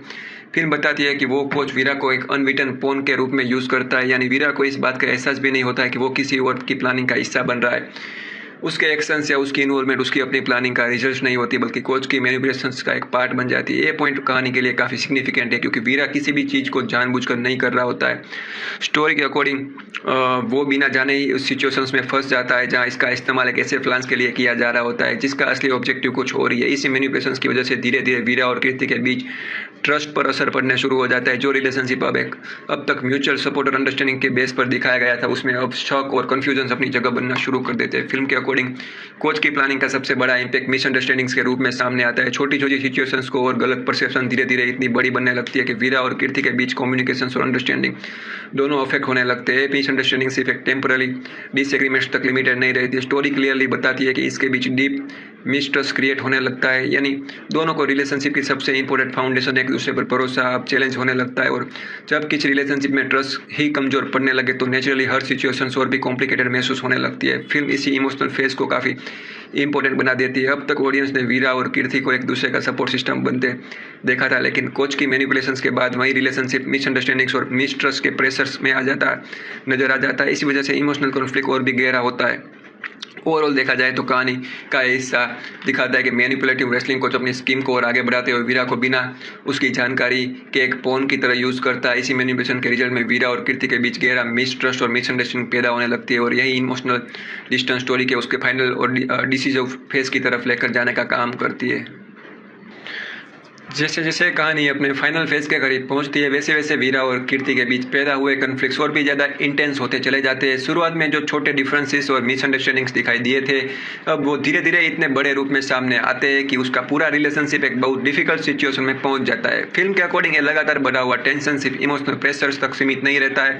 हर नई मिसअंडरस्टैंडिंग्स और ट्रस्ट की कमी उसके बीच की दूरी को और बढ़ती चली जाती है। ये रिश्ता पहले एक दूसरे के सपोर्ट और अंडरस्टैंडिंग्स पर खड़ा था, यानी वहीं अब सीरियस चैलेंजेस का सामना करता हुआ नजर आता है। इसी बढ़ते हुए प्रेशर्स का सबसे बड़ा असर ये होता है कि वीरा और कीर्ति की सेपरेशन की तरफ धकेल दिए जाते हैं, यानी सिचुएशन इतनी कॉम्प्लिकेटेड हो जाती है कि उसका रिलेशनशिप एक ऐसे मोड़ पर आ खड़ा होता है जहां लोग अलग होने की पॉसिबिलिटी सामने नजर आने लगती है। इस फिल्म इसी पॉइंट को कहानी के इमोशनल हाई पॉइंट के रूप में प्रेजेंट करती है। ए फेज ऑडियंस के लिए काफ़ी क्रूशियल बन जाता है, क्योंकि अब कॉन्फ्लिक्ट सिर्फ आर्ग्यूमेंट्स या डिसएग्रीमेंट्स तक लिमिटेड नहीं रहता है, अब उसके पूरे परिवार का फ्यूचर दांव पर लगा हुआ महसूस होता है। स्टोरी का इमोशनल वेट इसी स्टेज पर सबसे ज़्यादा फील होता है और इसी इमोशनल बिल्डअप के बाद कहानी अपने ड्रामेटिक कोर्ट रूम क्लाइमेक्स में एंटर करती है। फिल्म के अकॉर्डिंग फाइनल कन्फ्रंटेशन एक कोर्ट रूम के एनवायरनमेंट में अनफोल्ड होता है, यानी पूरी स्टोरी जो फैमिली कन्फ्लिक्ट्स, मिसअंडरस्टैंडिंग्स और इमोशनल डिस्टेंस के साथ डेवलप हुई थी, उसका सबसे इंपॉर्टेंट फेज कोर्ट तक पहुंचता है। कोर्ट रूम क्लाइमैक्स सिर्फ एक लीगल सेटिंग नहीं रहता है, बल्कि वीरा और कीर्ति के रिलेशनशिप का सबसे बड़ा डिसीजन मोमेंट बन जाता है। यहीं पर उसके सामने सबसे बड़ी चैलेंज होती है कि अपने बीच पैदा हुई मिसअंडरस्टैंडिंग्स को क्लियर करना। फिल्म इस बात को हाईलाइट करती है कि अब उसके लिए सबसे जरूरी चीज़ सच को सामने लाना और उन गलतफहमियों को दूर करना है जो धीरे धीरे उसके रिश्ते को कमज़ोर करती चली जाती है। लेकिन सिर्फ मिसअंडरस्टैंडिंग्स को क्लियर करना ही उसका ऑब्जेक्टिव नहीं होता है। स्टोरी के अकॉर्डिंग उसकी सबसे बड़ी प्रायोरिटी अपनी फैमिली को बचाना भी होती है, यानी कोर्ट रूम तक पहुंचते पहुंचते कन्फ्लिक्ट सिर्फ दो इंडिविजुअल्स के बीच का नहीं रहता है, बल्कि पूरे परिवार के फ्यूचर से जुड़ा हुआ एक इमोशनल स्ट्रगल बन जाता है। फिल्म इसी फाइनल फेज को इमोशनल और ड्रामेटिक इंटेंसिटी के साथ प्रेजेंट करती है। वीरा और कीर्ति को एक ही सिचुएशन को सामना करना पड़ता है जहाँ उन्हें अपने बीच के मिसअंडरस्टैंडिंग्स को दूर करने के लिए लड़ना पड़ता है और साथ ही अपने परिवार को टूटने से बचने की भी कोशिश करनी पड़ती है। ओवरऑल देखा जाए तो गत्ता कुश्ती 2 की कहानी का यह फाइनल स्टेज पूरी कन्फ्लिक्ट्स को कल्मिनेशन से लगातार बढ़ते डिसीजन, रिलेशनशिप में आई दूरियां, सेपरेशंस की तरफ बढ़ते कदम और उसके बाद एक ड्रामेटिक कोर्ट रूम क्लाइमैक्स है, सब मिलकर स्टोरी को उसके सबसे इमोशनल और डिसीजन पॉइंट तक लेकर जाते हैं, जहां वीरा और कीर्ति को मिसअंडरस्टैंडिंग्स को क्लियर करने और अपनी फैमिलीज को बचाने के लिए संघर्ष करना पड़ता है। अब दोस्तों गत्ता कुश्ती 2 की कास्ट की बात करें तो फिल्म में काफ़ी टैलेंटेड एक्टर्स को अलग अलग कैरेक्टर के साथ देखने को मौका मिलता है। लीड कास्ट से लेकर सपोर्टिंग कास्ट तक हर एक्टर को स्टोरी के अंदर एक स्पेसिफिक कैरेक्टर दिया गया है, जिसके थ्रू फिल्म की नैरेटिव को आगे बढ़ाया जाता है। सबसे पहले बात करते हैं फिल्म के लीड एक्टर की, विष्णु विशाल की, जो इस सीक्वल में एक बार फिर वीरा का कैरेक्टर में नजर आते हैं, क्योंकि ये फिल्म का पहला सीक्वल है, इसीलिए वीरा का कैरेक्टर दोबारा कहानी का सेंट्रल पॉइंट बनता है और स्टोरी उसकी जर्नी के अराउंड कंटिन्यू होती है। उनका अपोजिट लीड एक्टर्स में ऐश्वर्या लक्ष्मी नजर आती है, जो कीर्ति का कैरेक्टर प्ले करती है। फिल्म के अकॉर्डिंग इस कैरेक्टर के लिए वॉइस डबिंग ऐश्वर्या ने की है, यानी स्क्रीन पर कीर्ति के रोल ऐश्वर्या लक्ष्मी निभाती है, जबकि कैरेक्टर्स की डब वॉइस ऐश्वर्या की है। वीरा और कीर्ति की बेटी माथी मालर के रोल जारा जियान्ना ने प्ले किया है। स्टोरी के फैमिली एंगल्स में माथी मालर एक इंपॉर्टेंट कैरेक्टर के रूप में सामने आती है और उसका रोल सीक्वल की कहानी का एक सिग्निफिकेंट हिस्सा है। फिल्म में वेटरन एक्ट्रेस रम्या कृष्णन भी नजर आती है, जो जज राजा राजेश्वरी का कैरेक्टर प्ले करती है। क्योंकि कहानी अपने फाइनल स्टेज में कोर्ट रूम तक पहुंचती है, इसीलिए जज राजा राजेश्वरी भी कास्ट का एक नोटिसेबल कैरेक्टर है। कॉमेडी टाइमिंग के लिए पहचाने जाने वाले योगी बाबू इस फिल्म में बलबीर सिंह के रोल में नजर आते हैं। वहीं करुणास को रत्नाम के कैरेक्टर में कास्ट किया गया है। मुनिष्कांत फिल्म में गणेशन के रोल प्ले करते हैं, जबकि काली वेंकट जिसे सत्यम के नाम से भी जाना जाता है उस कैरेक्टर में दिखाई देते हैं। सपोर्टिंग कास्ट में लिजी एंटनी को पद्मा के रोल में देखा जाता है। साथ ही गुजराती गजराज कीर्ति के फादर के कैरेक्टर निभाते हैं, जबकि श्रीजा रवि कीर्ति की मदर के रोल में नजर आती है। फिल्म में निखिला शंकर जो राजी के कैरेक्टर में कास्ट किया गया है, वहीं कलामंडलम मल्लिका कीर्ति के ग्रैंड मदर का रोल प्ले करती है, जिससे फैमिली कास्ट और भी कंप्लीट नजर आती है। इसके अलावा करुणाकरण पार्था के रोल में दिखाई देते हैं, जबकि श्रिया शालिनी वानी के कैरेक्टर प्ले करते हैं। फिल्म में मोक्षा भी मीनू के रोल में नजर आती है। इसी कैरेक्टर के लिए वॉइस डबिंग रवीना रावी ने की है, यानी स्क्रीन पर मीनू के रोल मोक्षा परफॉर्म करती है और डब वर्जन रवि की है।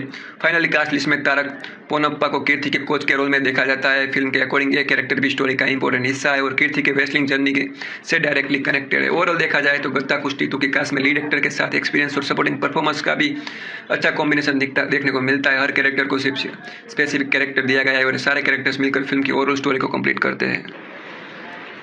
अब दोस्तों चलिए बात करते हैं गत्ता कुश्ती 2 के प्रोडक्शन जर्नी के बारे में। किसी भी सीक्वल की तरह इस फिल्म को लेकर भी ऑडियंस के अंदर काफ़ी एक्साइटमेंट थी और इस प्रोजेक्ट को शुरुआत ऑफिशियली होने से पहले इसके बारे में डिस्कशन शुरू हो चुके थे। फिल्म की प्रोडक्शन की जर्नी का पहला मेजर अपडेट जुलाई 2025 के शुरुआती 3 दिनों में सामने आया था। इस पीरियड में विष्णु विशाल ने कंफर्म किया कि गत्ता कुश्ती 2 का सीक्वल बनाने की प्लानिंग चल रही है, यानी इस स्टेज पर प्रोजेक्ट को लेकर क्लियर इंडिकेशन मिल चुका था कि पहली फिल्म की स्टोरी को आगे कंटिन्यू करने का प्लान ऑफिशियली कंसिडर किया जा रहा है। उस वक्त एक कंफर्मेशन ऑडियंस को लिए एक इंपॉर्टेंट अपडेट था, क्योंकि इससे क्लियर हो गया था कि फ्रेंचाइजी को कंटिन्यू करने की डायरेक्शंस में काम शुरू हो चुका है। हालांकि उस स्टेज पर सिर्फ प्लानिंग का लेवल पर था, लेकिन सीक्वल्स को लेकर एक्साइटमेंट धीरे धीरे और बढ़ने लगी थी। इसके बाद 1 सितंबर 2025 को फिल्म का ऑफिशियल अनाउंसमेंट किया गया, यानी वो मोमेंट था जब सीक्वल को फॉर्मली ऑडियंस के सामने इंट्रोड्यूस किया गया और प्रोजेक्ट की कोर टीम को भी ऑफिशियली कंफर्म कर दिया गया। अनाउंसमेंट के साथ ये भी कंफर्म हुआ कि डायरेक्टर चेल्ला या वो दोबारा सीक्वल को डायरेक्ट करेंगे। इसके अलावा लीड एक्ट्रेस ऐश्वर्या लक्ष्मी के रिटर्न के भी ऑफिशियल कंफर्मेशन दी गई थी। साथ ही प्रोड्यूसर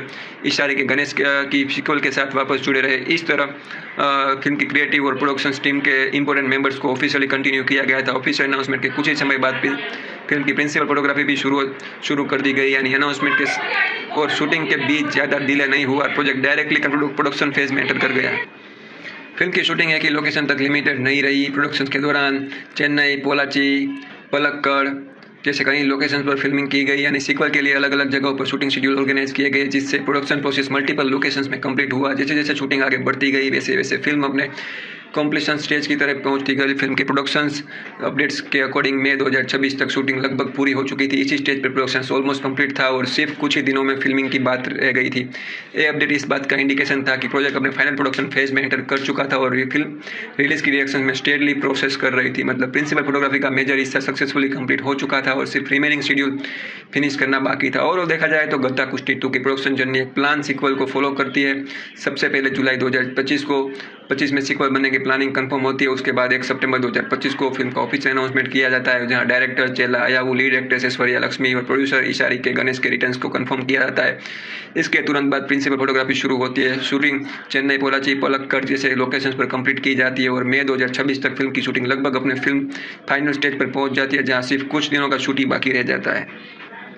अब दोस्तों चलिए बात करते हैं गत्ता कुश्ती 2 के म्यूजिक एल्बम के बारे में। किसी भी स्पोर्ट्स कॉमेडी ड्रामा फिल्म में म्यूजिक का अपना एक अलग इंपॉर्टेंस होता है और इस सीक्वल के लिए पे साउंड ट्रैक को डेडिकेटेड म्यूजिक एल्बम के रूप में प्रेजेंट किया गया है। फिल्म के अकॉर्डिंग गत्ता कुश्ती 2 का पूरा एल्बम सीन लोलनाल ने कंपोज किया है, यानी इस सीक्वल के सॉन्ग्स और ओवरऑल साउंड ट्रैक की कंपोजिशंस की रिस्पॉन्सिबिलिटी उन्होंने ही संभाली है। फिल्म के म्यूजिक डिपार्टमेंट का पूरा क्रिएटिव वर्क सीन रोल्डन के नाम से ऑफिशियल क्रेडिट किया गया है। अब साउंड ट्रैक की बात करें तो फिल्म के एल्बम में टोटल 6 सॉन्ग शामिल किए गए हैं। हर गाने का अपना टाइटल है और अपने सिंगर्स के साथ प्रेजेंट किया गया है। चलिए एक एक करके इन सभी टेक्स्ट पर नजर डालते हैं। एल्बम का पहला गाना है शब्दावकार। इस गाने के लिरिक्स मोहन रजन ने लिखे, जबकि इसे सीन रोल्डन और साई इंदुवी ने मिलकर गाया है। इस ट्रैक की टोटल ड्यूरेशन 4 मिनट 8 सेकंड है।